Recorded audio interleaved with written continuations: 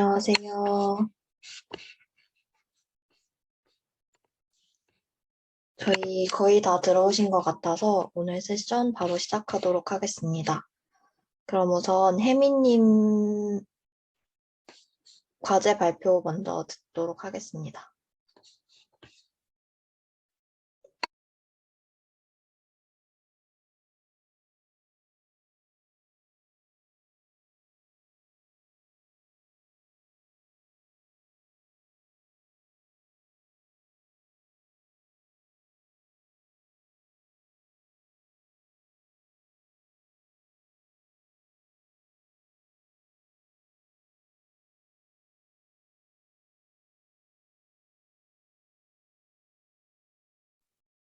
혹시 제 말 잘 들리시나요?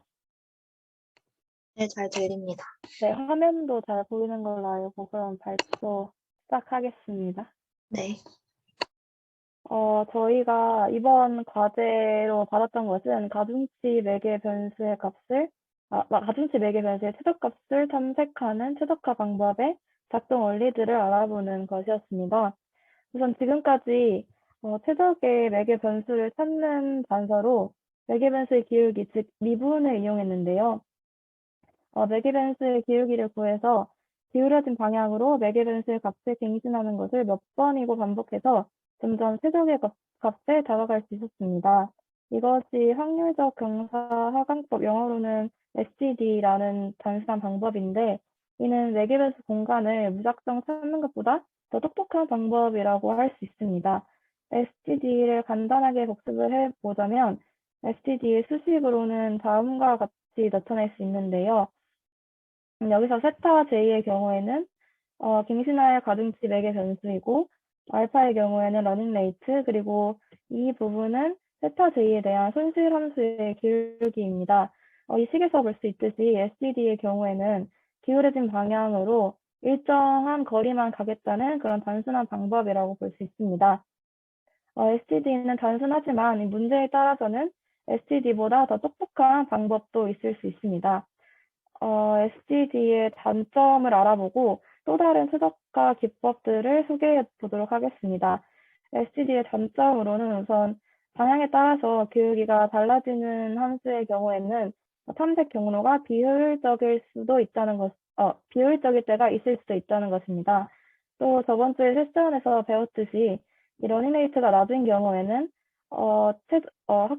최소값으로 곧장 최적화하지 못하고 지그재그로 이동하게 되면서 로컬 미니멈에 빠질 수 있으며, 반대로 러닝레이트가 높은 경우에는 최적화 자체를 실패할 수 있다는 그런 단점이 존재합니다. 이러한 SGD의 단점들을 개선해주는 방법들을 소개해 보도록 하겠습니다. 우선은 학습률을 고정한 채로 탐색 방향을 변경하는 알고리즘으로 모멘텀과 네스트로프라는 방법이 있습니다. 여기서 모멘텀에 대해 먼저 설명을 하자면, 모멘텀이란 운동량을 뜻하는 단어로 물리랑 관련이 있다고 합니다. 모멘텀의 수식은 다음과 같이 작성할 수 있는데요.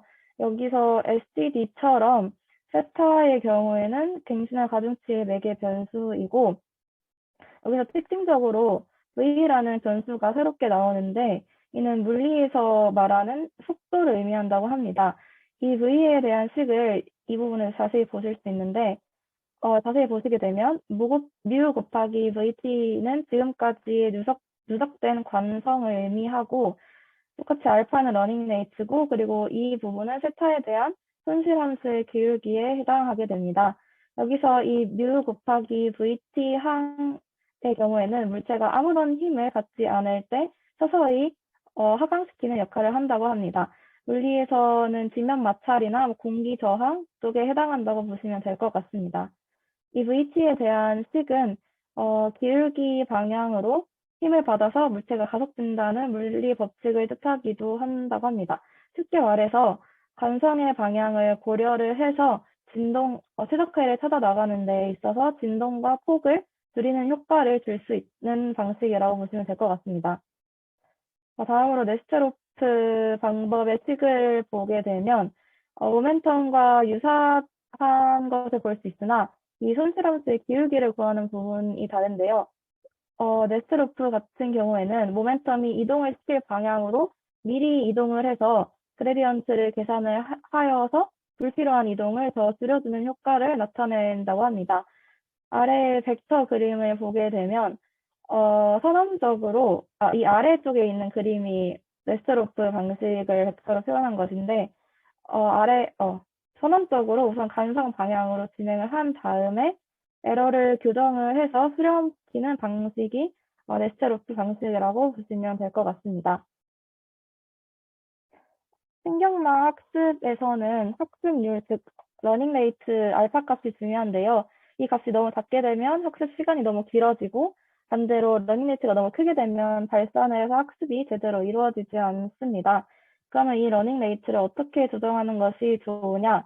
이 러닝 레이트를 정하는 효과적인 기술로 학습률 감소인 러닝 레이트 디케이라는 것이 있다고 사진에서 알게 되었는데요. 이는 학습을 진행하면서 학습률을 점차 줄여나가는 방법이라고 합니다. 쉽게 생각했을 때 학습률을 서서히 낮추는 가장 간단한 방법은 매개변수 전체의 학습률을 일괄적으로 낮추는 것이 있을 수 있는데 이를 발전을 시킨 것이 여기 나와 있는 이 방법들이라고 볼 수 있습니다. 우선 아다그레드부터 설명을 해드리자면 아다그레드의 경우에는 각각의 매개 변수에 맞춤량 값을 만들어 준다고 보시면 됩니다. 즉, 아다그레드는 개별 변수에 적응적으로 학습률을 조정하면서 학습을 진행한다고 보시면 됩니다. 변수의 업데이트 갱신이 작게 되면은 학습률을 좀 적게 해서 이동 보폭을 조절하는 방법인데요. 이 아다그레드의 수식은 다음과 같습니다. 여기서 W의 경우에는 갱신의 가중치 매개 변수, 라운드 WT분의 라운드 2의 경우에는 W에 대한 손실함수의 기울기, 그리고 알파는 똑같이 러닝 레이트를 의미를 하고요. 여기서 특징적인 것은 새로 h라는 변수가 등장한다는 것인데 h는 식에서 보듯이 위에 식에서 보듯이 이 기울기 값을 계속 제곱해서 더해주는 모습을 볼 수 있습니다. 그리고 이 4개 변수를 갱신을 할 때 루트 h분의 1을 곱해주기 때문에 루트 h분의 1을 곱해주기 때문에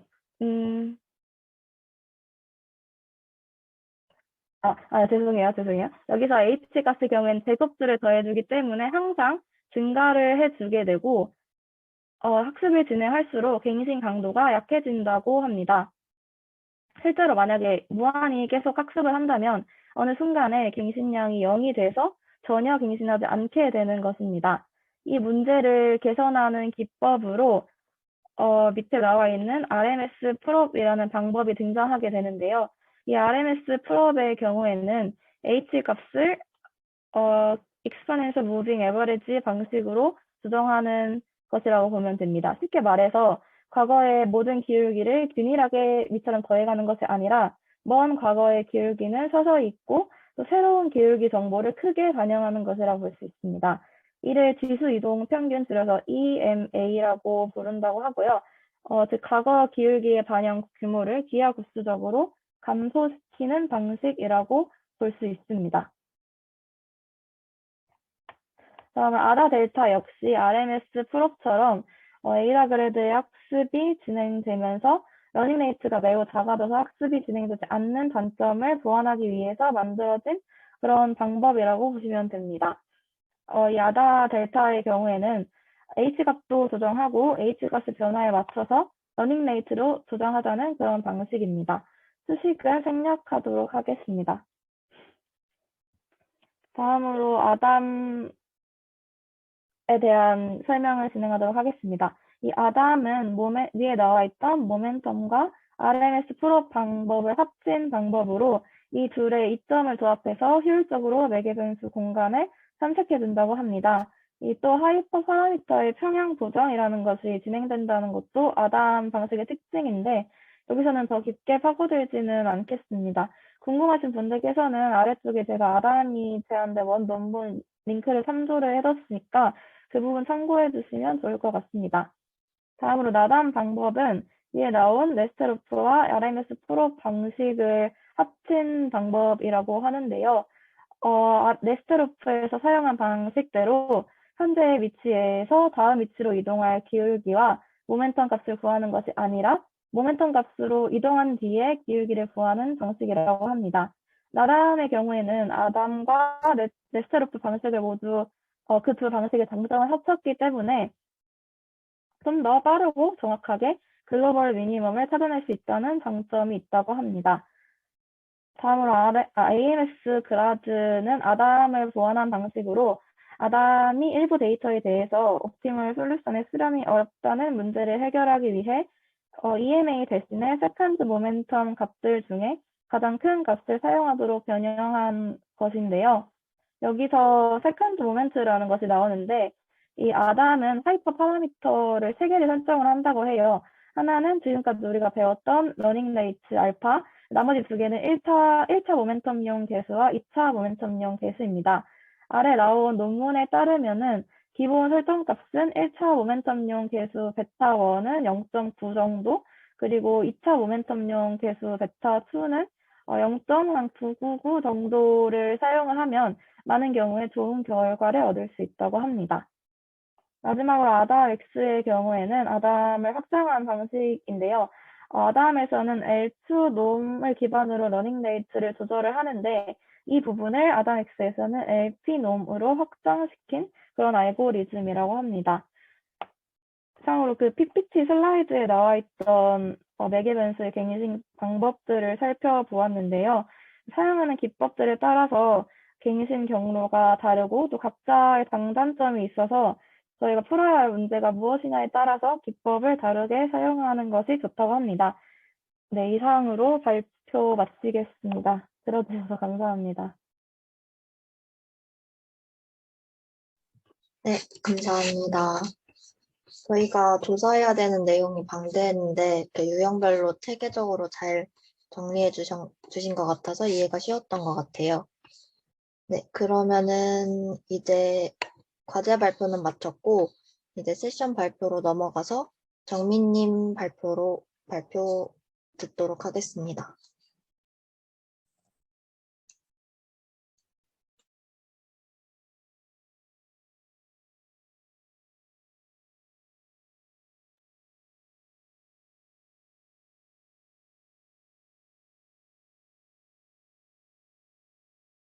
네, 잘 들리시고 잘 보이시나요? 네. 네, 그럼 시작해 보도록 하겠습니다. 시작하기 앞서서 제가 이게 원인은 모르겠는데 하다가 튕길 수가 있어요. 근데 여러분들은 당황하지 마시고 당황은 제가 할 테니까 바로 접속할 테니까 여러분들은 가만히 기다려 주시면 될 것 같습니다. 네, 저는 이번 발표를 맡게 된 26기 고정민이라고 하고요. 오늘 다뤄볼 주제는 이제 딥러닝 문제 해결 기술이에요.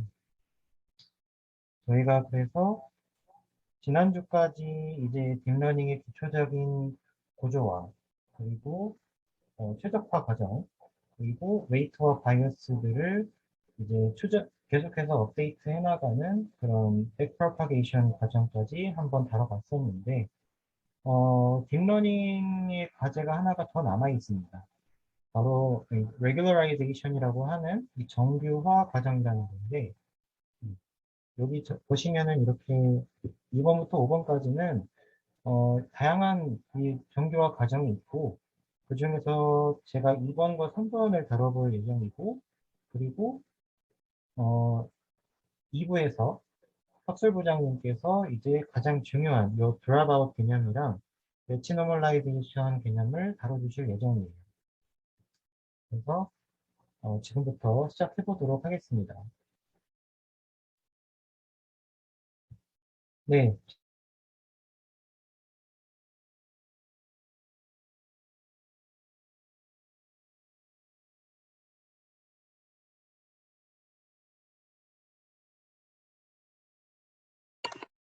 정민님 잠깐 멈추신 것 같은데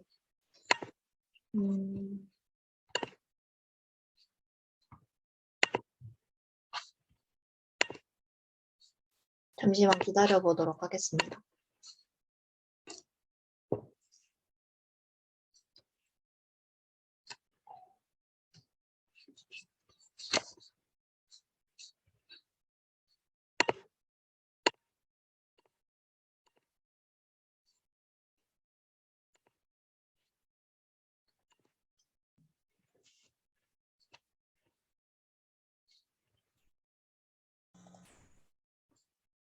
네, 잘 들리시나요?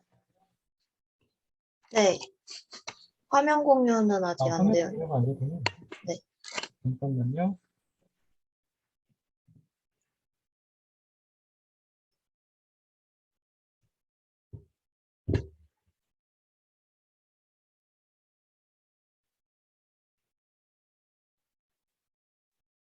네, 잠시 사고가 있었어요. 네. 네, 보시면은 지금 빨간색의 라인은 저희가 여태까지 다뤄봤던 뭐 머신러닝이라거나 딥러닝에서 이제 주로 나오는 라인인데 이제 어떠한 특정한 상황을 갖다가 문제를 해결하기 위한 그런 알고리즘을 짰다고 해봅시다. 그러면 어떤 특정한 지점에서는 아주 높은 성능을 발휘할 수 있어요. 근데 반면에 이제 다목적으로 쓰이는 이 알고리즘이 내는 성능보다는 다른 지점에서는 그렇게 뚜렷한 성능을 보이지 않는다는 점입니다. 네. 여기서 이제 나오는 것이 이제 바로, 인덕티브 리즈닝이라는 건데, 이제 머신러닝이라던가, 예, 딥러닝이라던가, 이런 모든 추정을 거치는 이러한 알고리즘들이 갖는 모순이 있는데요. 먼저, 이제 인덕티브 리즈닝은 이제 귀납 추론이 되겠고, 디덕티브 리즈닝은 연역 추론이 될 것입니다. 그러면 여기 보시면 면역 추론은 이론에서부터 기존에 있던 이론에서부터 시작을 해서 확정의 과정까지 거치는데 인덕티브 리즈닝은 반대로 아예 거의 무에서 유를 창조하죠. 무에서 유를 창조하는 식으로 거의 관측치를 갖다가 패턴을 만들고 그거를 토대로 이제 가설을 거쳐서 이론까지 만드는 이런 과정이에요. 근데 아무래도 인덕티브 리즈닝은 디덕티브 리즈닝보다는 설득력이 떨어질 수밖에 없겠죠. 왜냐하면 애초에 이런 옵서베이션들은 만물의 진리를 담아내는 게 아니잖아요. 그냥 보여지는 일반 현상들 중에 그냥 단지 한 가지일 뿐인데 이것이 모든 사실에 대해서 일반화할 수 있는 것이 아니기 때문에 설득력이 떨어질 수밖에 없습니다. 그래서 이런 딥러닝조차도 이런 모순을 피해갈 수가 없는 것이죠. 간단히 말해서 이 No Free Lunch Theorem이라는 거는 뭐냐면 말 그대로 공짜 점심이라는 건 없다라는 소리입니다. 그래서 특정한 문제에 최적화된 알고리즘은 다른 문제에서는 그렇지 않다라는 거, 그거를 이제 수학적으로 증명해낸 이 정리입니다. 그래서 어, 저희가 지금 해결해야 될 과제가 두 가지가 남아 있어요. 그래서 트레이닝 에러를 작게 만드는 것, 그리고 테스트 에러도 그것만큼 작게 또 만드는 것. 이렇게 두 가지 과제가 남아 있는데 요거 두 개를 모두 이뤄낼 수는 없다는 거죠. 항상 그렇기 때문에 둘 사이에는 절충이 있어야 되고 최상이 아니라 최적의 결과를 산출해내야 된다는 겁니다. 그래서 이 과정은 결국에는 한마디로 요약하자면은 트레이닝 데이터가 있으면은 거기에 대해서 피티드된 모델들이 있겠죠. 그리고 그 모델들의 모델들에 대한 수용력, 캐패시티라고 하죠. 요거를 조절해 나가는 필요성이 있다는 겁니다. 뭐, 정교화, regularizations이라고 한다면, 보통은 이제 사람들은 오버피팅을 방지하는 기술이다, 라고 설명을 하는데, 이거는 좁은 의미의 정의고요. 오버피팅뿐만이 아니라, 저희는 고려해야 될 게 언더피팅 문제도 있어요. 트레이닝 데이터가 있는데 지금 이렇게 선형으로 주어진 거는 요거에 대한 학습 자체가 제대로 안 됐다는 거거든요. 이런 문제까지 포함해서 이런 캐패시티를 적절하게 조절해 나가는 그런 일련의 과정들의 총칭, 이게 바로 regularization의 정의라고 할 수 있겠습니다. 저희는 이제부터 이런 정교화 과정에 여러 가지 종류들이 있는데 이것들을 몇 가지 한번 살펴볼 예정입니다. 네, 그러기 전에 한 번 더 살펴봐야 될 게 있습니다. 이 정리는 다음과 같은 문제로 더 이어져요. 바이어스와 베리언스의 트레이드오프 문제와도 관련이 되는데 수식이 좀 등장하는데 네, 쉽게 한번 풀어볼게요. 먹지도 마시고 한번 따라 주세요.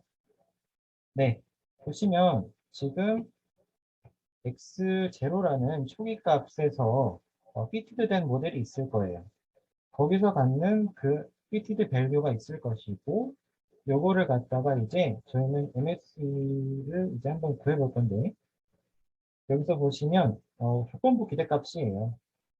그래서 y0 값이 x0 상에서의 실제 데이터 값, 실제 y 데이터 값을 의미하고, 여기서 y는 다음과 같은 모델로 이렇게 풀어질 수 있어요. 여기서 엡실론은 에러에 해당되겠죠. 그래서 에러는 다음과 같은 분포를 따른다고 할 때 다음과 같이 이렇게 풀어질 수 있을 것이고, 그리고 여기서 저희가 더하고 뺄 게 존재하는데 피트드 밸류들의 기대값입니다. 그래서 이것들을 한번 더하고 빼주는 과정을 거쳐요. 그런 다음에 이제 묶어줍니다. 그래서 정리를 해보면은 요것 따로, 요것 따로, 요것 따로 이렇게 되는데 각각 이제 확률의 덧셈 법칙에 따라서 이제 평균들로 이렇게 쪼개지죠. 이렇게 나서 쪼개집니다. 그러면 요거는 이렇게 나오고 요 형태는 이제 요 피티드 밸류에 대한 바이어스 값으로, 바이어스의 제곱값으로 나오고 다음과 같은 값은 이렇게 피티드 밸류에 대한 분산으로 나옵니다. 그래서 결국에는 요 MSE를 결국에는 최소화시켜야 되는 것인데 저희는 뭐 예를 들면 바이어스를 줄일 수 있어요. 바이어스를 줄이면은 MSE도 줄어듭니다. 근데 여기서 생기는 문제점이라는 건 뭐냐면 베리언스가 증가해버리게 돼요. 만약에 베리언스가 증가하게 돼버리면 모델들마다 내는 결과값들이 산발적으로 퍼지기 때문에 정확한 예측력을 가진다고 할 수 없겠죠. 그래서 이 바이어스와 베리언스의 트레이드오프 과정이 필수적으로 어, 필요하다는 것입니다. 그래서 보시면 그림으로도 확인할 수 있어요. 정확히는 아니지만 한 요 지점을 기준으로 했을 때, 자, 이쪽 왼쪽으로 가면은 높은 바이어스를 가지지만 분산은 작아져요. 하지만 이쪽으로 가면은 바이어스는 낮아지지만 분산이 높아집니다. 그래서 요거의 절충 과정이 있어야 제대로 된 최적화를 이뤄냈다라고 할 수 있게 되는 겁니다. 자, 갑자기 수식이 등장하셔서 다들 당황하셨을 거예요. 그래서 분위기를 한번 전환해보자는 점에서 요거를 가져와 봤는데요.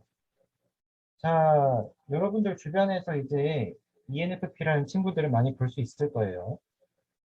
거의 인간 리트리버라고도 하죠. 예, 근데 이 친구들이 간혹 가다가 이제 폭주를 일으킵니다. 근데 이 친구들이 폭주를 일으킬 때마다 주변에서 등장하는 친구들이 있는데 바로 이 조인성 씨예요. 인프제라는 친구들이 존재하는데 얘네들이 이제 나서서 MFP 친구들이 폭주를 어느 정도 방지합니다. 그러니까 한마디로 억제기가 되는 거죠. 예. 이렇게 비유적인 설명을 했는데 그게 바로 이제 정교화 과정 중에 하나인 웨이트 디케이에 대한 개념입니다. 저희가 여태까지 뭐 MSE나 이런 것들을 토대로 어떤 그 목적 함수를 만들었었어요. 그리고 얘들을 이제 최소화시키는 게 이제 최적화의 과정이었는데 저희가 아까 말씀드렸죠. 바이어스와 베리언스의 그런 트레이드오프 과정이 필요하다라고 했었어요. 그거를 이제 하려고 하는데 지금 보시면은 오버피팅이라는 문제가 있다고 했었어요. 어떤 웨이트들이 있다 해봅시다. 그런 웨이트들의 크기에 따라서 이제 그 모델에 반영되는 비율이 다를 거예요. 웨이트가 만약에 크다면은 큰 만큼 이제 학습의 비중이 그거에 대한 비중이 늘어나겠죠. 그렇게 되면 오버피팅이 빠르게 발생하게 되는 것이고요. 그걸 이제 방지하고자 이제 등장하는 게 바로 요 레귤러라이저라는 이 정규화 항이라는 것입니다. 얘네들이 이제 등장하게 되면은 여기에다가 목적 함수에다가 더해지게 돼요. 얘네들이 더해지게 됨으로써 이제 웨이트의 크기에 비례해서 억제하는 역할을 하는 겁니다. 그래서 모델 그 학습의 정도를 어느 정도 완만하게 스피드를 조절하는 역할을 하는 거예요.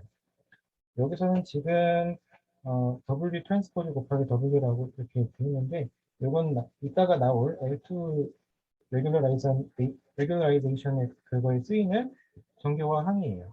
여기서는 일단 예시를 든 것이고 결국에 이렇게 레귤러라이저가 추가된 새로운 목적 함수가 이렇게 등장을 하게 되는 것이고 요거를 최소화하는 것이 이제 트레이닝 데이터에 대해서 피팅 시키는 것 그리고 요 값 자체를 작게 만드는 것 요것 사이에 트레이드오프, 절충을 이뤄내는 것입니다. 두 개 다는 이룰 수 없다고 했었어요. 요 사이에 최적의 절충을 이뤄내야 진정한 최적화 과정을 이뤄냈다라고 할 수 있는 겁니다. 네, 그래서 앞으로 등장하게 될 웨이트 디케이가 세 가지 정도 나와요. 그래서 앞서 그거 살펴보기 전에 일단 간단하게 복습을 하나 할게요. 저희가 설명대수 시간에 norm이라는 거를 배웠어요. norm이라는 것들은 이제 수의 크기를 의미하는 절대값을 이제 벡터 공간으로 추상화한 개념이었어요. 그래서 pnorm이라고 하면은 다음과 같은 형태로 나왔었는데 가장 유명한 놈이죠. L2놈, 유클리디안 놈이라고도 하는데 여기서 요 놈에 대해서 제곱을 해버리면 이렇게 스퀘어드 L2놈이라고 나오죠. 이건 이제 거리의 제곱이 되는 거겠죠. 원점으로부터 x까지의 거리의 제곱이 됩니다. 이 L2놈의 경우에는 이제 수학적으로나 계산적으로나 다루기 편하기 때문에 다양하게 쓰인다고 알려져 있습니다. 그리고 L1놈도 등장을 하는데 얘네들은 절대값 그 자체예요. 그래서 이 두 개를 가지고 이제 얘기를 한번 풀어볼 거예요. 먼저 일반화된 식을 먼저 소개해 드리자면 원래의 목적 함수가 있었습니다. 오리지널 목적 함수예요.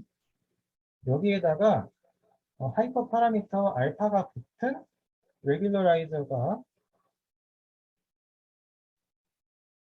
여기 붙는 겁니다. 그래서 새로운 목적 함수가 등장해서 이렇게 일종의 페널티 역할을 하는 겁니다. 웨이트에다가 어느 정도 벌점을 부과하는 거예요. 이런 식으로 너는 학습을 어, 절제, 억제 이런 식으로 조절을 하는 겁니다. 그때 여기 이제 요 레귤러라이저의 형태에 따라서 이 모델 안에서의 요 정교와 항의 그 영향력이 달라지는 것이고 그걸 이제 그리고 또한 요 알파라는 하이퍼 파라미터가 요거의 크기를 조절함으로써 모델 안에서의 영향력을 조절하는 것입니다. 네, 처음 등장하는 게 L2 레귤러라이제이션이에요. 다른 말로는 이제 리치 리그레션이라고도 알려져 있죠. 김현태 교수님 회귀 분석 수업을 들으신 분들은 예, 눈치채셨겠지만 이제 수업 시간에 능형 회귀라고 이제 교수님이 언급하신 적이 있어요. 들으신 분들은 예, 기억이 나실 겁니다. 그래서 여기서 이제 등장하는 정교와 항은 다음과 같이 W 트랜스포즈 W 곱하기 여기다가 2분의 1을 이렇게 해놓은 항입니다. 여기다가 이제 하이퍼 파라미터 알파까지 붙어가지고 이렇게 새로운 복잡 함수를 만들어내는 것이죠. 그리고 요거를 이제 저희는 그레디언트를 구해야죠. 최소값을 구하기 위해서. 그러면은 다음과 같이 이렇게 미분이 이루어집니다. 그래서 여기 L2 레귤러 정교화는 이렇게 웨이트의 크기에 비례해서 이렇게 어느 정도 억제하는 효과를 보이고요. 그리고 이 이후에는 똑같습니다. 지난번에 저희가 그 웨이트를 업데이트하는 과정이 있었죠.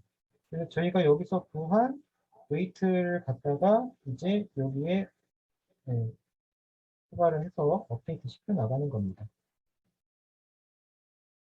다음으로는 이제 L1 정교화인데요. 요거는 이제 라쏘라고도 이제 알려져 있는데 여기는 이제 정교화항으로 이제 L1 놈이 사용되는 겁니다. 이런 식으로 여기서도 알파가 붙어서 다음과 같이 새로운 목적 함수를 만들어내게 되는데 자 여기서 문제가 하나 발생합니다. 아까 L2 정교화에 대해서는 서포트에 대해서 미분이 가능했어요. 모든 서포트에 대해서 디퍼런셜 한 거였죠. 근데 여기를 보시면 지금 이 절대값 함수를 미분을 할 수 있나요? 물론 할 수는 있죠. 근데 다음과 같이 함수가 나타나죠. 어떻게 나타나죠? B자로 나타나요. 요 원점에서는 미분 불가능하다는 말이죠. 근데 이렇게 모든 서포트에서 미분 가능하지 않게 되는 이런 문제가 발생하는데 우리는 이렇게 미분을 할 수 있게 됩니다. 이게 어떻게 해결이 된 거냐? 바로 그레디언트가 아니라 서브 그레디언트라는 기법을 통해서 해결이 가능한 것인데요. 사실 이 서브 그레디언트라는 개념은 저도 사실 제대로 이해한 건 아니라서 여러분들도 이런 개념이 있다. 이런 개념이 이제 어떤 미분 불가능한 그 지점이 있는 함수를 갖다가 이제 최적화시킬 때 이 기법을 사용하면은 해결 가능하다라는 정도로만 가볍게 알아두시고 넘어가면 될 것 같습니다. 설명도 여기서는 자세하게는 안 할게요. 그래서 이런 공식이 이렇게 막 식이 나와 있는데 어떤 벡터 Z가 이렇게 존재한다고 할 때 다음과 같은 조건을 만족하면은 서브 그레디언트다라고 정의할 수 있다고 합니다. 이 수식을 살펴보기보다는 예제를 바로 살펴볼게요. 네, 방금 보신 절대값 함수였어요. 여기선 이제 보시면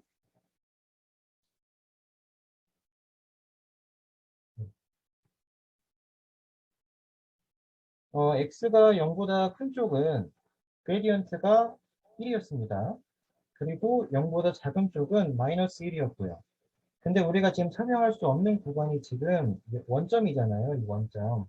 원점에서 이걸 어떻게 할 것이냐 라고 하면은 자, 이 점을 지나가는 모든 직선을 그어볼 건데 저희가 지금 이 절대값 함수보다 크지 않도록 모든 점에서 크지 않도록 설정해 줄 거예요.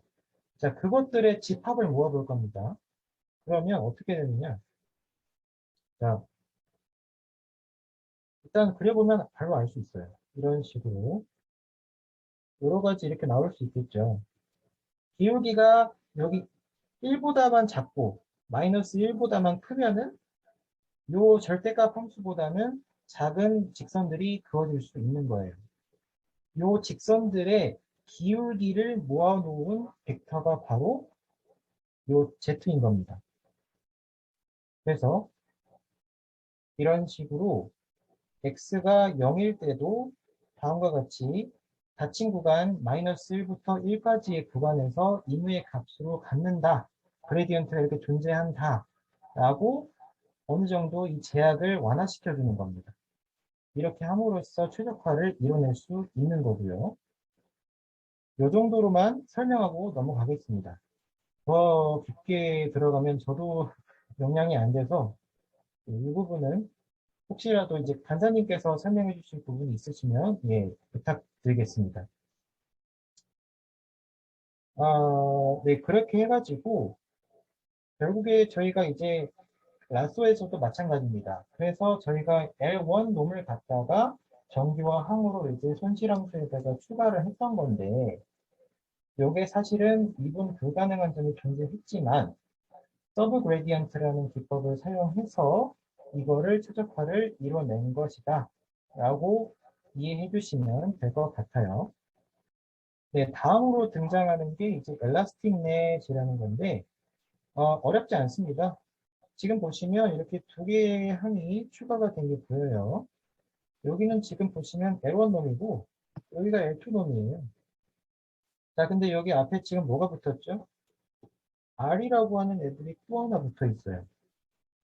저희가 여태까지는 지금 알파들을 통해서 이 레귤러라이저에 대해서 그거 영향력을 조절했었는데, 조절해야 될 파라미터가 하나가 더 생긴 거예요. 그래서 R의 크기를 조정하면서 L1 레귤러라이저랑 L2 레귤러라이저의 그 비율을 조정하는 겁니다. 비율을 조정하는 역할을 하는 것이고, 근데 다르게 보면은 이건 어디까지나 이런 하이퍼 파라미터들은 사용자가 이걸 조절해 나가야 되는 거기 때문에 골칫거리가 하나 더 생기는 거죠. 물론 이제 이 모델을 대입을 하면은 복잡한 문제에 대해서는 어느 정도 유연하게 대처할 수 있겠지만은 사용자 입장에서는 상당히 깔끔해진다는 거죠. 그래서 여기서 확인할 수 있는 성질들은 R이 0이 되면은 여기가 이제 사라지는 거죠. 그래서 여기 L2 레귤러라이저만 남게 되니까 이게 곧 이제 L2 정교화가 되는 것이고요. 그리고 R이 1이면은 여기가 사라지는 거죠. 그러면 남는 거는 이 항만 남는 거니까 이제 L1 정교화가 되는 것이고요. 이런 식으로 흔한 모델이 있었습니다. 자, 그러면은 이제 살펴봤는데 어떨 때 릿지를 써야 되고 어떨 때 라쏘를 써야 되고 그러냐 이걸 따져봐야 되는데 저희가 이제 일반적인 회귀 모델보다는 일단은 릿지 모델이 더 성능이 높다는 거는 알아냈어요. 왜 그러냐면 학습 웨이트들의 영향력을 어느 정도 감소시켜주면서 디케이 하면서 학습 속도를 어느 정도 조절할 수 있게 되는 그런 효과를 볼 수 있었다고 했었어요. 어, 이런 성질도 있는데 이제 저희가 이제 최적화해를 구할 때 정규 방정식을 구했어야 됐었죠. 근데 이 정규 방정식을 구하려면은 역행렬을 구해야 됐었어요. 웨이트들로 이루어진 그 행렬에 대해서 이제 해를 구할 때 이제 역행렬을 구해야 되는데, 일반적인 회귀 모델에서는 이 역행렬이 구해지지 않을 때가 있습니다. 예를 들면은, 뭐, 관측치 수보다 피처 수가 훨씬 뭐 많아 보인다던가, 이런 식으로, 어, 그런 정칙 행렬이 안 나오게 되는 경우가 있기 때문에, 이런 경우에는 구할 수 없게 되는데 리치 리그레이션에서는 이 역행률을 항상 구할 수 있다는 장점이 있습니다. 그래서 성능을 높일 수 있는 중요한 역할을 해서 이렇게 쓰이게 되고 그리고 리치보다는 라수가 더 사용이 될 때도 있습니다. 왜 그러냐면 리치는 아까 저희가 이렇게 2분의 알파 W 트랜스포즈 W 이렇게 해가지고 미분을 했더니 이렇게 되셨잖아요. 그래서 웨이트의 크기만큼 정비례해서 이제 작용하게 되는 건데, 라쏘 같은 경우에는 저희가 아까 이렇게 L1 놈이었죠. 요걸 이제 미분하면은 시그널 함수로 이렇게 나왔었어요. 그래서 양수면은 1, 음수면은 마이너스 이런 식으로 나왔었던 거죠. 기면 기고 아니면 아니다 이런 식으로 이진 분류가 되는 거예요. 이런 식으로 확실하게 어떤 문제가 있을 때 그 문제에 중요한 영향을 끼치는 피처들이 한 두세 개 정도로 이제 막 추려지는 것으로 확신이 든다. 그럴 때는 이제 라쏘 모델을 쓰는 거죠. 리치 모델보다 더 높은 효과를 볼 수 있는 거죠. 하지만 그런 확신이 들지 않았다면 리치 모델을 쓰는 게 낫습니다. 아니면 이 리치랑 라쏘를 혼합한 엘라스틱 넷을 쓰는 게 차라리 더 나을 수도 있고요. 이런 식으로 발전 과정을 살펴봤습니다. 여기까지가 이제 웨이트 디케이에 대한 내용이었고요. 다음으로 살펴볼 게 이제 early stopping이라는 정교화 방법이에요. 저희가 이제 보면은 에폭 수를 반복할 때마다 이제 트레이닝 셋에 대한 에러는 감소하는 것을 알 수 있어요. 근데 밸리데이션 셋에 대한 에러는 더 이상 감소하지 않고 증가하게 돼버리는 구간이 이렇게 발생하게 되거든요. 그래서 early 스토킹이라는 거는 단순하게 진짜 이런 손실함수나 그런 데에다가 건드리지 않고 그냥 반복을 통해서 더 이상 이 밸리데이션 에러가 줄어들지 않는 구간을 알아내서 그냥 거기서 멈춰버리겠다는 소리입니다. 그래서 이거는 진짜 알파토를 들어보신 분들이라면 이제 R이나 파이썬만으로도 반복문 활용해가지고 충분히 할 수 있거든요. 그래서 간단하게 살펴보자면 지금 알고리즘 이렇게 적혀 있는데요. 보시면은 여기 보시면 지금 N은 에포크 반복수입니다. 에포크 반복수고 그리고 P는 뭐냐면 밸리데이션 에러가 더 이상 감소하지 않은 다음부터 이제 세는 건데 어느 정도 더 반복할지 허용해주는 횟수입니다. 그래서 patience라고 정의를 하고 있고요. 그리고 여기서 이제 세타 제로는 이제 초기 대기 변수들에 해당하고 i는 이제 몇 번째 반복인지 표시해 줍니다. 그리고 j는 밸리데이션 에러가 최저점을 찍은 다음부터 세는 반복수. 그리고 마지막으로 이렇게 v는 밸리데이션 에러의 실제 값을 의미합니다. 변수가 많긴 한데 금방금방 할 수 있습니다. 이런 식으로 그래서 이 얼리 스타팅의 가장 장점은 뭐냐면 비개입적인 정규가 고정된 소리예요. 그래서 웨이트 디케이 같은 경우에는 손실함수에다가 어떤 항들을 집어넣음으로써 변형을 일으키는데 여기는 그런 변형 없이 반복만으로도 충분히 훌륭한 성과를 낼 수 있다는 거고요. 이런 점에서 많이 활용되고 있다고 하고요. 알고리즘이 하나 더 소개가 되고 있긴 한데 교재에서 요건 이제 두 번 반복을 하는 겁니다. 두 번 학습을 하는 건데 처음 학습을 하면서 뭐 내기 변수 값으로 구해진 값들이 있을 것이고 그리고 반복 횟수 어느 정도만 반복하면 될 것 같다라고 하는 반복 횟수가 구해질 거예요. 요거를 토대로 요 반복 횟수만큼 학습하겠다. 반복 횟수만큼 에폭을 반복하겠다. 이런 의미로 해가지고 그리고 트레이닝 셋의 크기도 약간 불려서 좀 더 높은 성능을 기대해 보는 거죠. 이런 식으로 진행되는 겁니다. 이거 슬라이드가 중복됐네요. 네, 여기까지가 제가 살펴본 레귤러라이저 방법 두 가지를 살펴본 것이고요. 사실 메인은 2부에 이어질 그 드랍아웃이랑 배치 노멀라이제이션입니다. 근데 이 드랍아웃에서 쓰이는 중요한 컨셉이 하나가 있어요. 요거에 대해서 잠깐 살펴보고 넘어가면은 이제 2부 때 설명을 들으실 때도 이해가 빠르실 것 같아서 제가 이렇게 넣어봤습니다. 자, 그래서 앙상블 메서드라는 거예요. 먼저 이 사진을 보시면 이렇게 wisdom of crowds라고 해가지고 공중의 지혜라는 개념을 담은 사진인데요.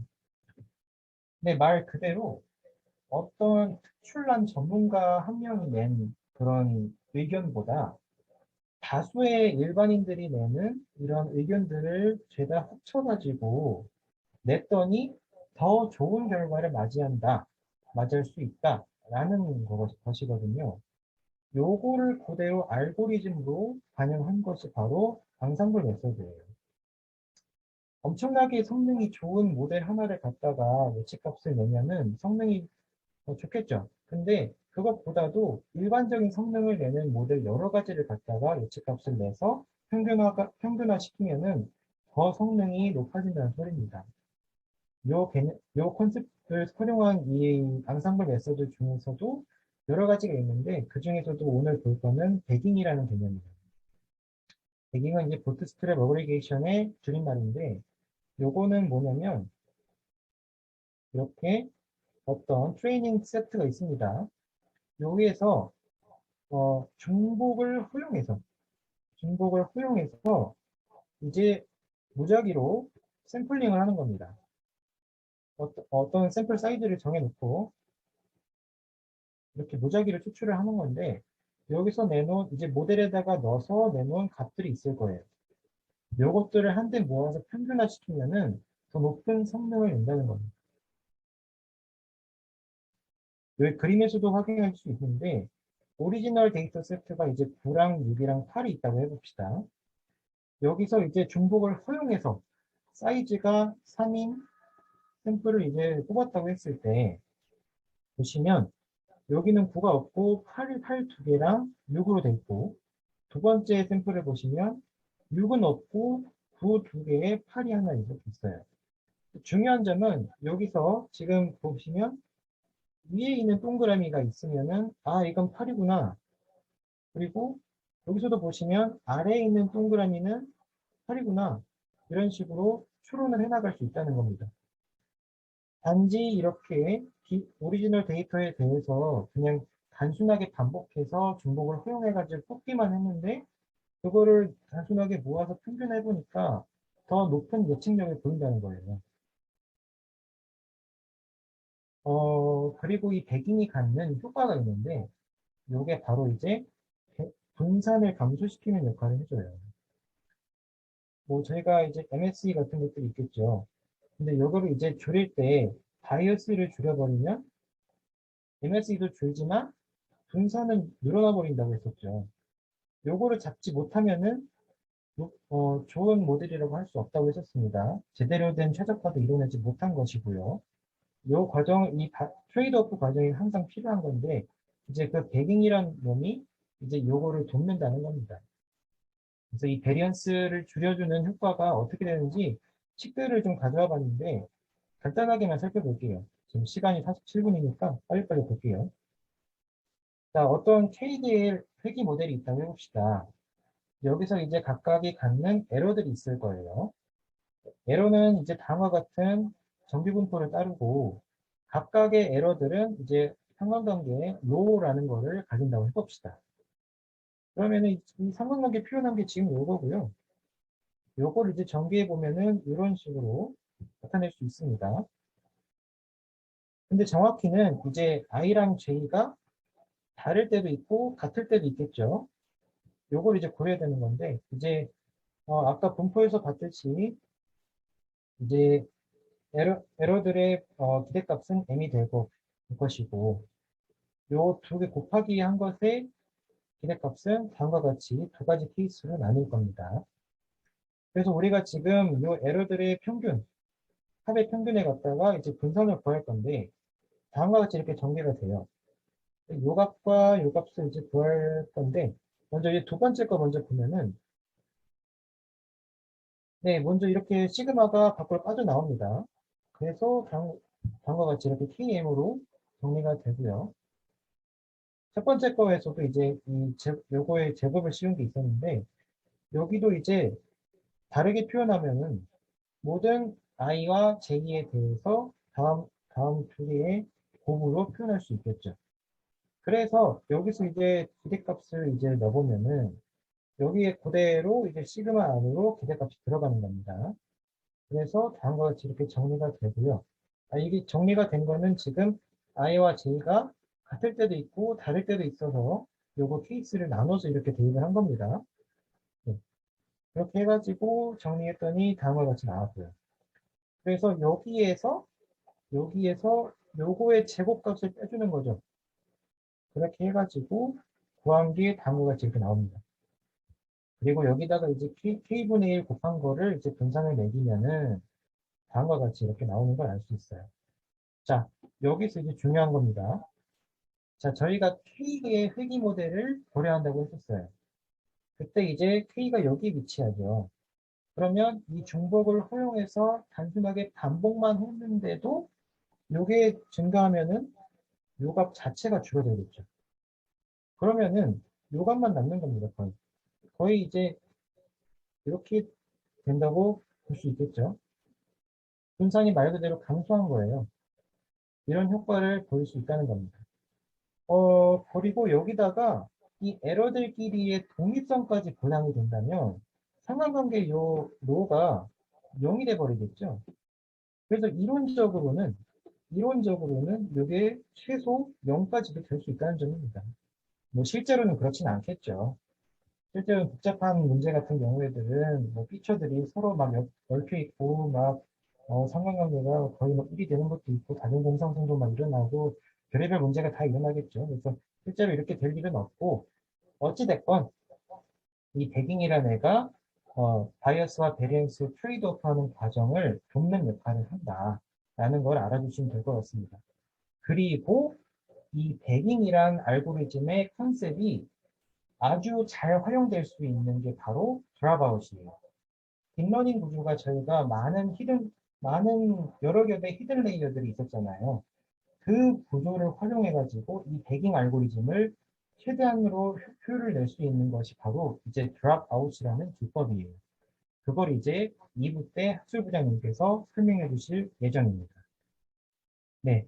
그래서 저는 여기까지 설명을 마치도록 하겠고요. 네, 여태까지 설명 들어주셔서 감사합니다.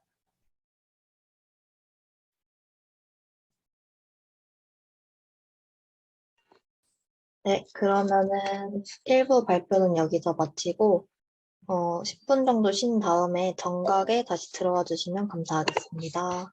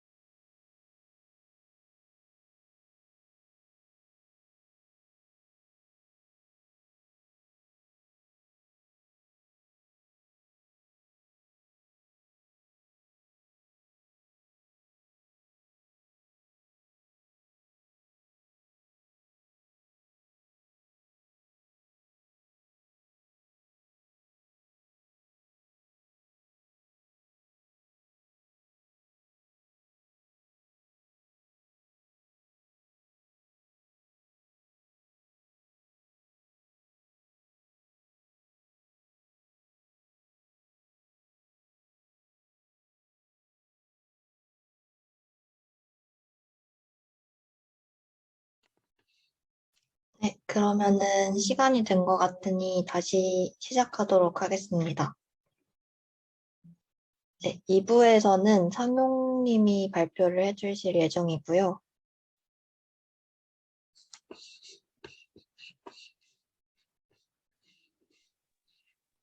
네, 그 화면 공유 바로 해서 2부 발표 시작하도록 하겠습니다. 네.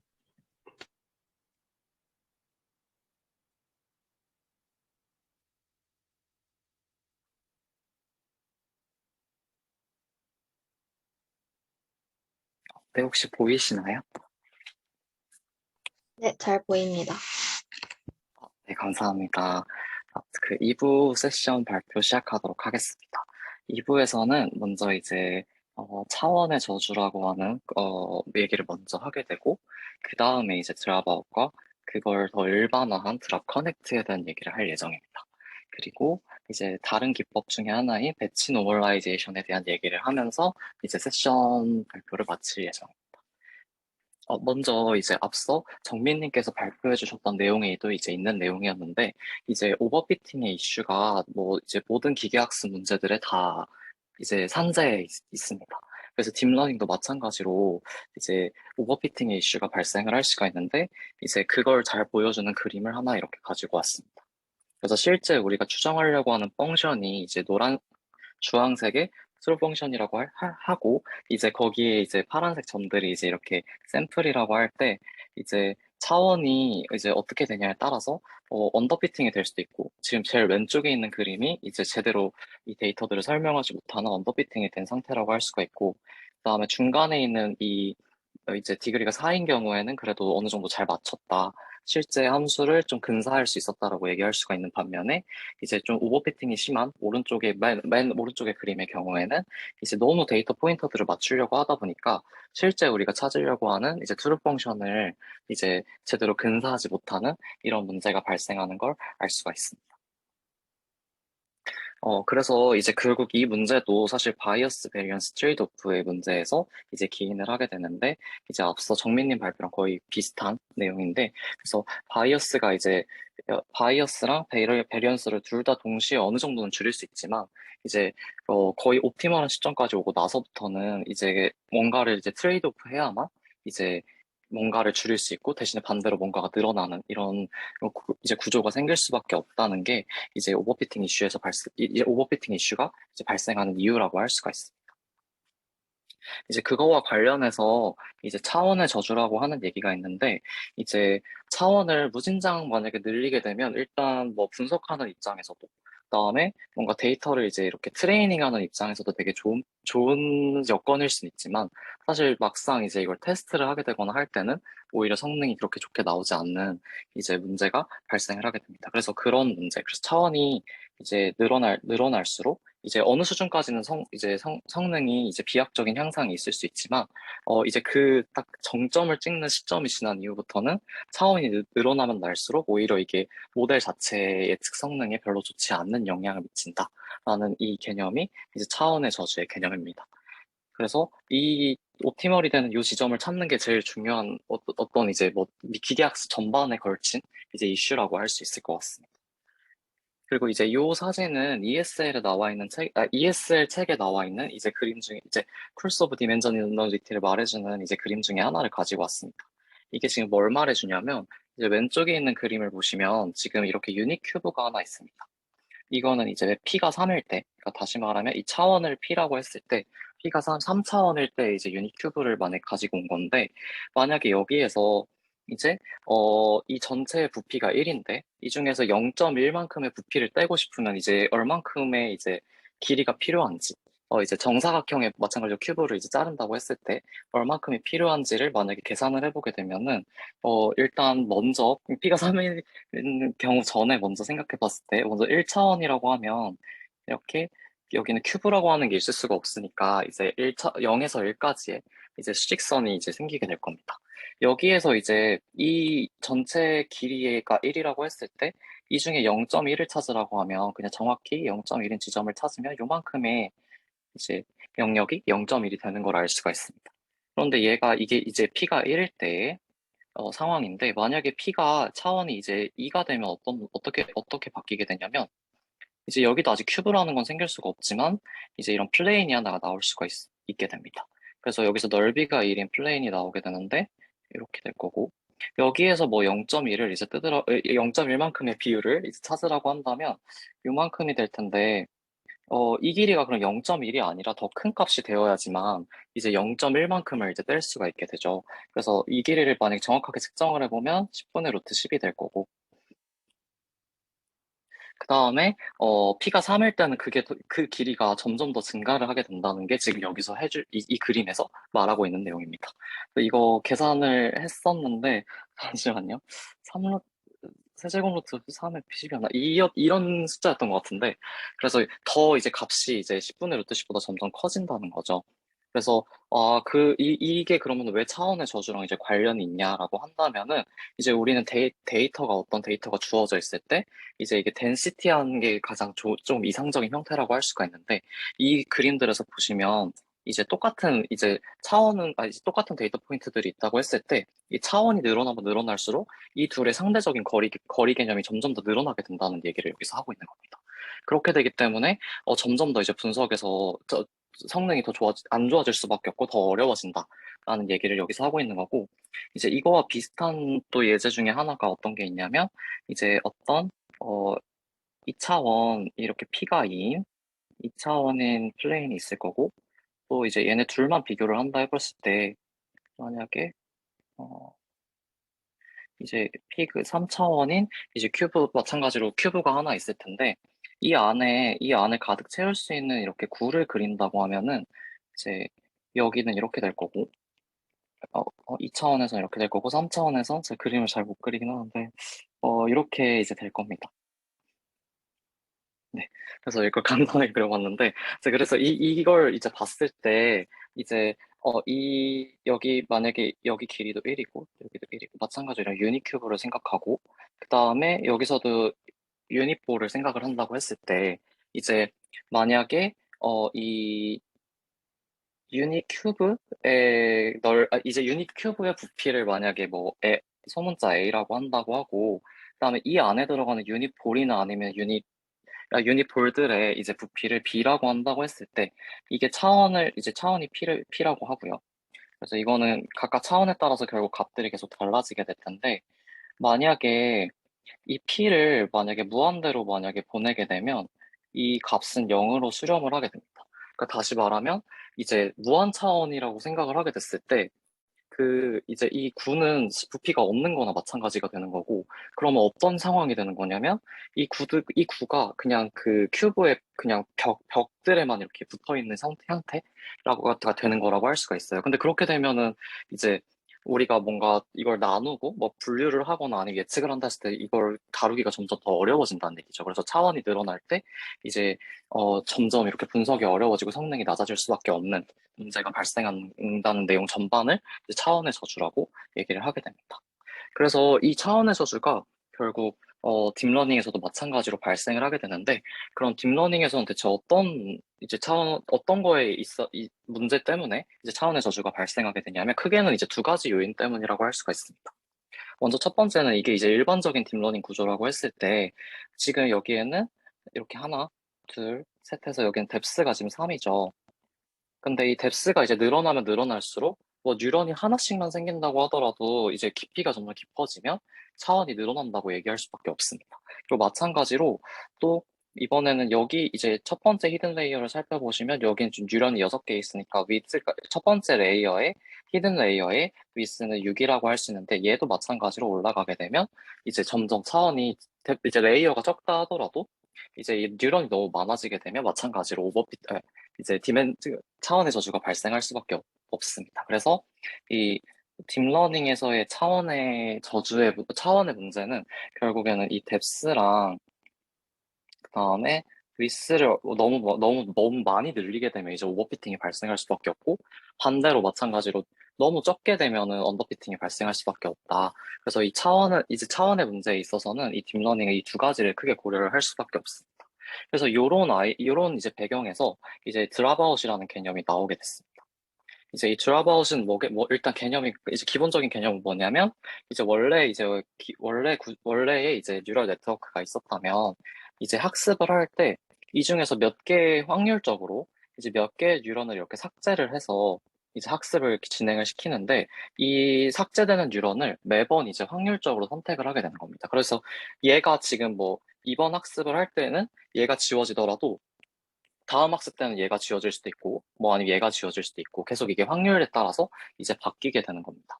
그래서 이 드랍아웃이라는 개념은 이렇게 뉴런을 의도적으로 몇 개를 지우는 개념이라고 할 수가 있는데, 그리고 그런데 이런 개념이 나오게 된 또 다른 배경에는 이런 내용도 있습니다.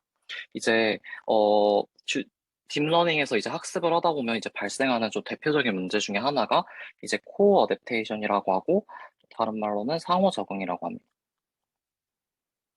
지금 그래서 그걸 약간 보여주는 그림을 가지고 왔는데, 이제 얘가 어떤 특정 레이어의 뉴런들이라고 생각을 하고, 이제 이 화살표들이 웨이트라고 생각을 해보면, 이 중에서 모든 애들이 다 학습이 잘 되고, 모든 애들이 다 제 기능을 하면 정말 좋은데, 근데 슬프게도 이 중에서 뭐 특정 몇 개의 뉴런들은 그냥 학습이 잘 되지 않고 그냥 놀고 있는 상태가 돼서, 그러니까 더 이상 학습이 잘 안 되는 애들이 생기게 되고, 그 반면에 여기서 좀 웨이트가 있는 애들의 경우에는 이제 학습을 하게 된다. 이런 일이 발생할 수가 있습니다. 그래서 이 어떤 관점에서 봤을 때는 이제 이렇게 노는 뉴런들이 있고, 그 다음에 일하는 애들만 일을 하고 이제 얘네를 따라가게 된다는 현상을 이제 상호작용이라고 부르게 되는데, 이제 다음에 플롯에서 이제 그 현상을 조금 확인을 할 수가 있습니다. 이제 이건 뭐 어떤 그림이냐면, 이제 이제 딥러닝으로 뭘 학습했냐면, 이제 엠니스트 데이터를 이제 학습을 하는 과정에서 각 뉴런들이 대체 어떤 걸 지금 학습을 하고 있냐, 뭘 보고 있냐를 이제 이거 다 그림으로 이렇게 일일이 뉴런으로 이제 순서대로 이렇게 이제 가지고 와본 그림입니다. 그리고 왼쪽이 지금 드랍아웃이 없는 상태이고, 그다음에 오른쪽이 이제 이 확률에 대한 얘기는 뒤에서 하겠지만 이제 드랍아웃을 0.5의 확률을 가지고 이제 드랍아웃을 진행을 한 상태라고 할 수가 있는데, 지금 왼쪽을 보면 얘가 드랍아웃이 없는 경우를 살펴보시면 지금 이 각각의 뉴런들이 맨 마지막 줄을 제외하면 그냥 거의 똑같은 걸 보고 있는 것처럼 보일 수밖에 없어요. 그러니까 다 열심히 일하는 몇 개의 뉴런들만 일을 하고 나머지 애들은 가만히 쉬다가 얘가 보는 걸 똑같이 따라 보니까, 그러니까 다 그냥 똑같은 걸 지금 보고 있는 상태가 된 거죠. 근데 반면에 이제 드랍아웃을 사용하게 되면 어떻게 되냐면, 지금 오른쪽에 보시면 예를 들어서 지금 이건 이제 엠리스트가 글자 데이터잖아요. 그래서 예를 들자면 뭐 7이라는 숫자를 본다고 했을 때 지금 이 각각의 뉴럴들이 뭐 특정 어딘가에 지금 주목을 하고 있다는 걸 이 지금 오른쪽 그림에서 살펴볼 수가 있습니다. 뭐 여기를 볼 수도 있고, 뭐 꺾인 부분을 볼 수도 있고, 뭐 아니면 뭐 어떤 사람 7을 이렇게 쓴다고 하면 뭐 여기가 뭐 좀 얘는 특이하네? 이런 걸 볼 수도 있고. 그러니까 얘네들이 각각의 다 뉴럴들이 이제 제 기능을 하고 있고, 그래서 이제 자기들이 이제 맡은 파트들이 있고, 그걸 제대로 된 역할을 가지고 이제 해내가고 있다는 걸 이제 오른쪽 그림에서 이제 확인을 할 수 있는 플롯이라고 할 수가 있습니다. 그리고 여기는 제가 이거 비워놓은 이유는 약간 원래 그림을 그리려고 했었는데 이제 이거 비유해주는, 근데 제가 그림을 잘 못 그려서 약간 그냥 글자로 써보면은 그냥 만약에 이제 어떤 뉴런들이 있다고 하면은 이제 그래서 딥러닝에서의 뉴런들을 이제 각각의 이제 뭐 전문가나 이제 사람이라고 일단 생각을 해볼게요. 크게는 이제 이렇게 세 사람이 있겠죠. 이렇게 하나, 둘, 셋, 셋 이렇게 있고, 그 다음에 이제 제가 예로 들려고 하는 건 이 세 사람이 이제 뭘 할 거냐면 어떤 이제 눈앞에 있는 물건이나 동물을 이제 맞추는 걸 할 건데, 제가 이제 예시로 들려고 하는 건 코끼리인데 제가 잘 못 그려서 잠시만요. 눈이 있고, 이렇게 있을 거고, 그다음 상아도 있을 수도 있고, 뭐, 그 다음에, 네, 이렇게 이제 그림을 그릴 수가 있을 거고요. 좀 특징적으로, 얘 꼬리가 좀 긴가? 잠시만요. 꼬리가 이렇게 있다고 하면 이제 얘를 이제 맞추는 역할을 이제 한다고 생각을 해볼게요. 이게 사실 이미지 인식이랑 똑같은 개념이라고 할 수가 있는데, 그런데 이제 각각의 이제 전문가가 예를 들어서 얘가 1번, 2번, 3번 전문가라고 하면 1번은 이제 이 이렇게 코와 상하를 좀 주목을 해주고, 만약에 2번 전문가가 이제 얘가 2번 여기를 제대로 봐주고, 뭐 3번 전문가는 이제 여기 다리가 되게 도톰하네 이런 걸 봐서 이제 3번 이런 걸 이제 봐가지고 얘네가 이제 셋이서 의견을 이제 합쳐서 이게 대체 무슨 동물인지 이제 잘 찾을 수 있으면 이제 이게 딥러닝에서 학습이 제일 잘 됐다라는 상황이라고 할 수가 있는데, 이제 이 코어데테이션은 무슨 상황이냐면, 이제 이들 중에서는 이제 일을 잘 물론 안 하는 애가 있겠죠. 그런데 이런 경우라고 할 수가 있습니다. 1번이 이제 이 코랑 상하를 봤는데 이게 너무 그러니까 너무 임팩트가 큰 거예요. 그래서 이제 놀란 거죠. 그래서 2, 3번한테 이제 막 떠드는 거예요. 그래서 아, 야, 얘 코가 장난이 아니야. 뭐 상하가 막 있어. 막 이런 얘기를 해서 얘네들도 이제 정신이 팔려서 똑같이 여기를 보는 거예요. 다 셋 다. 그러니까 얘네들이 일을 안 하는 거죠. 2, 3번은. 그러니까 얘가 보라는 거 보는 거고. 그리고 1번은 이제 그 코에 이제 셋 다 이제 코에만 주목을 하게 되는 상황인데 이제 얘를 그러면 이제 코끼리라고 맞춰야 되는데 물론 우리가 가진 리스트에 코가 큰 상아가 있는 동물이 코끼리만 있으면 되는데 만약에 코가 큰 다른 동물이 생각이 안 나긴 하는데 다른 동물도 만약에 같이 리스트에 있는 거예요. 그럼 이제 판별이 안 되는 거죠. 얘는 대체 무슨 동물이냐. 그래서 이제 이런 상황이 이제 코어 어댑테이션이라고 할 수가 있습니다. 그리고 이제 이 드랍아웃은 그럼 뭘 하는 거냐면, 이제 의도적으로 얘네들이 이제 대화할 수 있는 여지를 이제 계속 학습할 때마다 이제 끊는다고 생각을 해주시면 될 것 같아요. 그러니까 그러니까 이 주변의 상황에 휘둘리지 않고, 딱 뭔가 자기가 해야 되는 그 역할을 제대로 하게 해주는 거. 그게 이제 드랍아웃이라고 할 수가 있습니다. 그리고 이제 앞서 이제 그 정민님 발표해 주실 때 이제 드랍아웃에서 이제 앙상블 얘기를 먼저 해주셨었어요. 그래서 앙상블 얘기가 뭐였냐면 이제 어, 한 명의 전문가보다 이제 조금 약하지만 여러 명의 이제 집단 지성이 훨씬 더 이제 좋은 성능을 보일 것이다라고 하는 이제 얘기였는데 마찬가지로 그 중에서도 이제 이 배깅이라고 하는 개념이 이제 드랍아웃이랑 정말 유사하다는 얘기를 여기서 하려고 했었습니다. 일단 먼저 이 배깅에 대해 얘기를 해보면 일단 이 배깅은 이제 좀 더 좀 더 약한 이제 그 학습 모델들을 이렇게 합쳐가지고 결과를 이제 평균으로 내던가 아니면 뭐 다수 투표를 해서 내던가 이렇게 하는 개념인데 이제 이거랑 비슷하게 부스팅이라는 개념도 이제 머신러닝에서 주로 얘기를 하게 되는데 이제 부스팅이랑 비교했을 때 배깅이 확실히 이제 이 오버피팅을 좀 더 잘 방지하는 이제 특징이 있다고 아이고, 안 써졌나? 네, 오버피팅을 조금 더 잘 방지한다는 역할을 한다는 걸 이제 얘기를 할 수가 있어요. 그래서 이 배깅이 드랍아웃이랑 유사하다고 할 수가 있는데 이제 드랍아웃도 이제 사실 뉴런을 그냥 학습할 때마다 삭제하는 거라고 할 수 있지만 얘를 이제 좀 뜯어서 살펴보면 오른쪽 그림처럼 이렇게 생각을 할 수가 있을 것 같아요. 이제 첫 번째 학습을 할 때는 얘네를 다 살려놓고 이제 전부 다 이제 처음에 학습을 했다가 두 번째 학습할 때는 이제 왼쪽에 아래에 있는 애를 지운 거죠. 그다음에 세 번째 했을 때는 뭐 얘를 지우고 이렇게 드랍아웃 개념을 적용을 한 건데 그런데 이제 이걸 지금 이렇게 이제 병렬적으로 그림으로 이렇게 살펴보면은 조금 이제 뉴런들이 좀 떨어진 그러니까 좀 더 약한 러너들을 계속 이렇게 다양한 이제 학습을 이제 다양한 이제 학습 모델을 가지고 학습을 시키고 이제 이 결과를 마지막에 이제 테스트를 하면서 얘네들을 이제 어버레이징하는 거랑 똑같은 이제 효과를 주는 거라고 생각을 할 수가 있을 것 같아요. 그래서 그런 측면에서 얘는 이제 드랍아웃이란 개념이 이제 배깅이랑 되게 유사한 효과 그리고 유사한 이제 일을 하고 있는 거구나라고 이제 살펴볼 수 있을 것 같습니다. 그리고 이제 얘를 이제 좀 더 일반화해 보면 얘는 드랍 커넥트라는 걸로 일반화를 할 수가 있어요. 그래서 원래 사실은 이 드랍아웃 이게 이제 논문에서 나왔을 때는 드랍아웃이 이제 2012년에 나왔고 드랍 커넥트가 2013년에 나와서 원래는 이제 드랍아웃이 먼저 나왔고 얘를 근데 그럼 일반화할 수는 없을까라고 이제 고민을 하셨겠죠. 아마 그 쓰신 분들이. 그래서 이제 나오게 된 게 이제 좀 더 일반화해서 해보자라고 한 게 드랍 커넥트인데 얘네 둘의 차이는 뭐냐면 이제 드랍아웃은 이렇게 뉴런을 전부 지워버린 거잖아요. 근데 뉴런을 전부 지운다는 건 지금 여기 점점점점점 이렇게 지금 회색으로 보이는 이 가중치들도 전부 다 삭제됐다는 얘기거든요. 이 뉴런과 함께 연결된. 그런데 드랍 커넥트는 조금 더 나아가서 뭘 하겠다는 거냐면 이제 뉴런은 그대로 살려놓고 이 중에서 그냥 일부 가중치들만 지울 수 있으면 특히 아까처럼 이 코어댑테이션에 자꾸 기여하는 이 가중치들만 지울 수 있으면 되는 거 아니냐라고 이제 해서 이제 뉴런을 지우는 게 아니라 이 가중치들을 이제 확률에 따라서 이제 지우게 된 거죠. 근데 이제 그러면은 왜 얘가 더 일반화이냐면 이제 여기 드랍 커넥트에서는 이제 각각의 가중치들을 지우는데 만약에 어떤 특정 뉴런이랑 연결된 가중치들을 전부 지워버리면 사실 뉴런을 지우는 거랑 똑같아지잖아요. 그렇게 생각했을 때는 이제 드랍아웃이랑 똑같은 개념이 되는 거기 때문에 이제 드랍아웃이 드랍 커넥트의 스페셜 케이스가 된다라고 얘기할 수 있을 것 같습니다.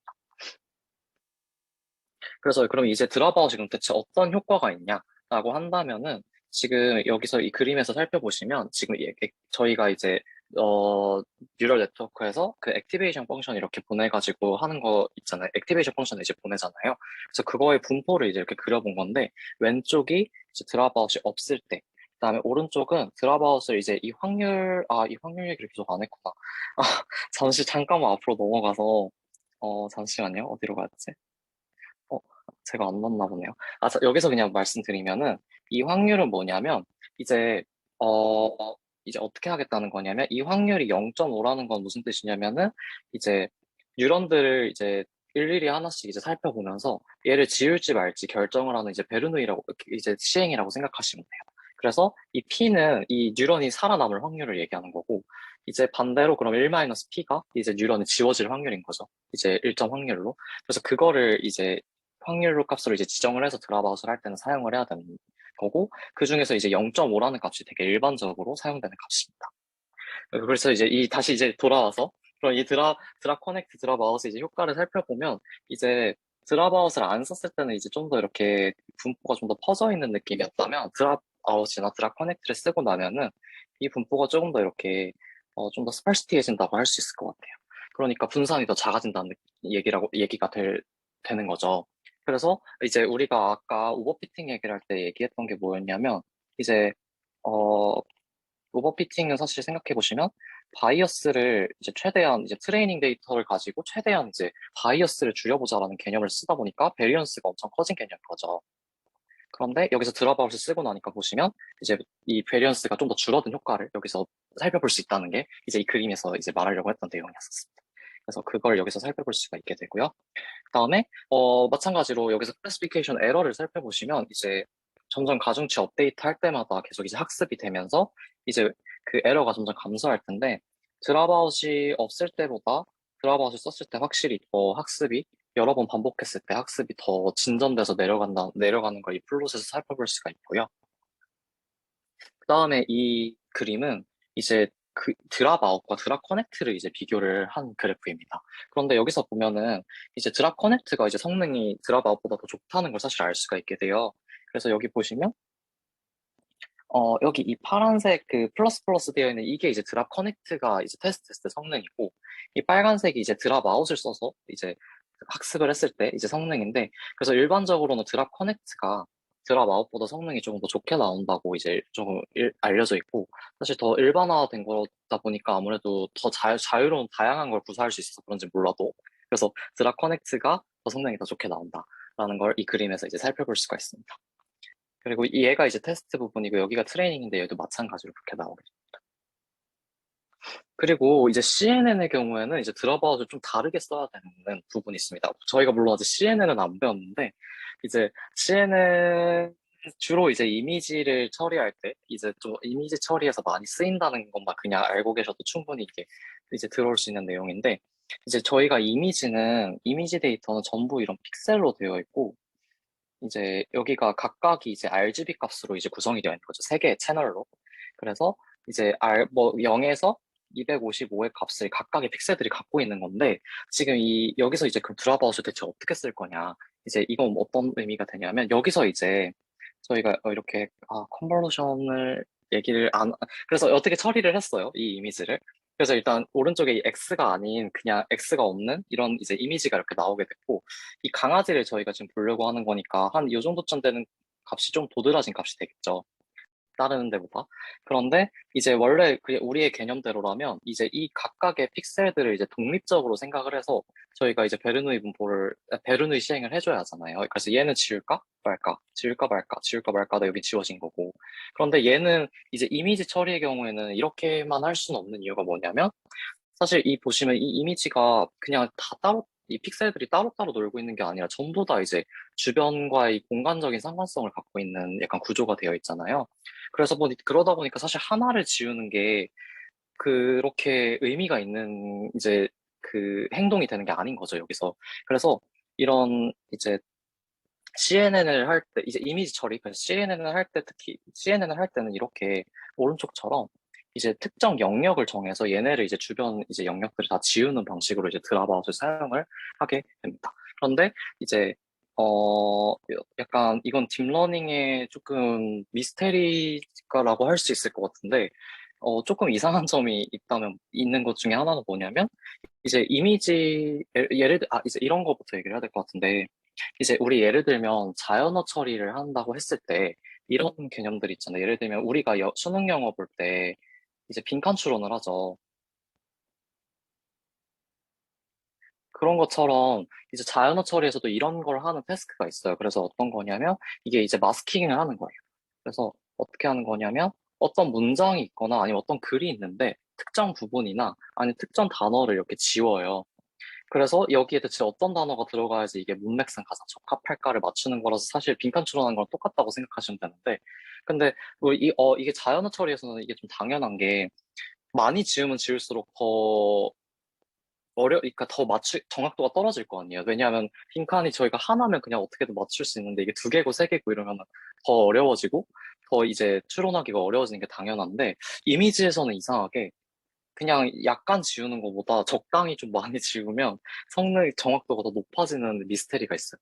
그래서 뭐 이거를 이제 정확히 뭐 프루프한 건 없고, 그러니까 이제 그냥 뭔가 여러 가지 주장이나 설들에 의하면 이제 여기를 이제 조금 예를 들어서 요만큼 예를 들어서 개에서 여기 눈을 요만큼만 지운다고 해서 이게 개인지를 판별하는 게 어려워지진 않잖아요. 그런데 만약에 뭐 좀 이렇게 많이 지워버리면 이게 진짜 개인가? 뭐 특히 여기 좀 주요한 입이나 코를 지워버리면 이게 진짜 개인가? 이제 좀 어려워지는 문제가 되는 거죠. 그렇게 되면서 이제 이 모델이 이제 이 이미지를 그냥 학습하고 그냥 픽셀 값으로 생각하는 게 아니라 얘가 대체 무슨 의미를 갖고 있길래 이게 이렇게 어려운가에 대한 의미에 이제 주목하기 시작한다. 뭐 이래서 또 학습이 잘 된다라는 얘기가 있는데, 이제 뭐 그건 프루프된 건 아니고 그냥 그런 얘기들이 있습니다. 그래서 드랍아웃은 CNN에서 쓸 때도 그래서 그냥 막 쓰면 안 된다라는 얘기를 그래서 많이 하고 있는 것 같아요. 그래서 그 얘기를 여기서 좀 하고 싶었고요. 그래서 이제 드랍아웃 사용 시에 그래서 유의해야 될 점이 뭐냐면, 일단 뭐 대부분 사용하면 일단 성능이 좋아진다는 가 일반적인데, 근데 언더피팅된 모델을 사용한다고 하면 당연히 성능이 더 떨어질 수밖에 없겠죠. 이건 오버피팅을 방지하려고 만든 이제 기능인데 이걸 언더피팅한 데다 써버리면 안 될 테니까요. 그래서 이제 당연히 그게 안 좋을 거고, 그다음에 아까 말씀드렸던 것처럼 CNN 모델에서는 그냥 막 쓰는 게 아니라 좀 뭔가 제한점이 있고 이제 좀 다른 기법으로 써야 된다는 것 때문에 이제 조금 그게 네, 제한점이 있을 수 있고요. 그 다음에 얘가 이제 이 픽셀로 치면 얘 계속 이제 이 각각의 뉴런이라 치면 얘를 계속 확률을 그러니까 속도 자체에 저하가 있을 수밖에 없어. 그러니까 계산하는 데 있어서 그런 문제도 있을 수 있고, 트레이닝 에러는 반대로 당연히 오버피팅을 방지하려고 하다 보면 트레이닝 에러가 계속 감소해서는 안 되니까, 그래서 약간 그런 이게 증가할 수도 있다라는 약간 유의점이 있을 수 있다는 게 드랍아웃의 이제 유의점인 부분입니다. 이제 그 다음으로 이제 배치 노멀라이제이션을 하기 전에 우리가 이전에 얘기했던 이제 그 그라디언트가 아예 사라지거나 이제 아니 그라디언트가 폭발하는 문제를 먼저 이제 언급을 해야 될 것 같아요. 왜냐하면은 지금 이제 뒤에서 얘기할 배치 노멀라이제이션이 이제 물론 오버피팅을 방지하는 이제 좋은 기능도 있고 이와 더불어서 이제 또 해결해주는 문제가 얘도 있습니다. 그래서 더 추가적인 문제를 해결해주는 기능이라서 먼저 얘를 다시 한번 짚고 넘어가 보면, 이제 얘는 그림이 귀여워서 가지고 왔는데 이 베니싱 그라디언트라고 하는 문제가 뭐냐면은 이제 저희가 뉴럴 네트워크에서 학습을 할 때 포워드 패스를 먼저 이렇게 쭉 계산을 하고 이제 오차값을 계산을 하죠. 그래서 여기서 에러를 계산을 하고 이제 그걸 다시 거기서 찾은 이제 그라디언트 값을 이렇게 쭉 백프로파게이션에서 전해주는 과정이 있잖아요. 그런데 이 베니싱 그라디언트는 뭐냐면 이제 이 백프로파게이션에서 전해주려고 하는데 여기까지는 괜찮아요. 막 여기 이제 이 끝부분과 조금 가까운 부분들은 이제 어떻게든 잘 전달이 되는데 이게 자꾸 뒤로 가면 갈수록 이 그라디언트 값이 학습이 돼야 되는데도 불구하고 0으로 되는 경우가 좀 많아진다는 거죠. 아니면 무한대가 될 수도 있고요. 좀 폭발하면. 그래서 그런 문제를 이제 이 그림이 좀 이제 잘 보여주는 것 같다고 생각해서 가지고 왔어요. 그래서 여기가 이제 이니셜 레이어에 좀 가까워진 부분들인데, 여기는 아예 그라디언트 값 자체가 이제 전달이 안 된다는 거죠. 그래서 이걸 그림으로 보시면 이런 형태라고 될 수가 있어. 이런 형태로 이제 보여줄 수 있을 것 같습니다. 이제 위에가 딥뉴럴 네트워크의 이제 구조라고 하면 이제 백프로파게이션 하는 과정에서 이제 여기 앞부분은 전달이 잘 되는데 뒤로 갈수록 이제 그라디언트가 전달이 안 되는 거예요. 그래서 이런 문제라고 할 수가 있고 대체 그럼 이런 문제가 왜 생기냐?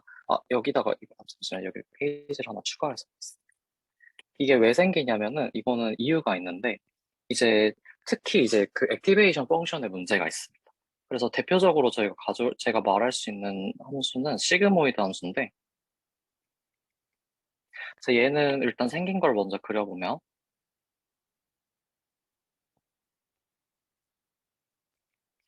0에서 1값 값이니까 이렇게 하고 사실 여기가 이제 상한이 되는 거고 함수의 형태는 0.5를 기준으로 이렇게 대칭되는 형태인 거죠.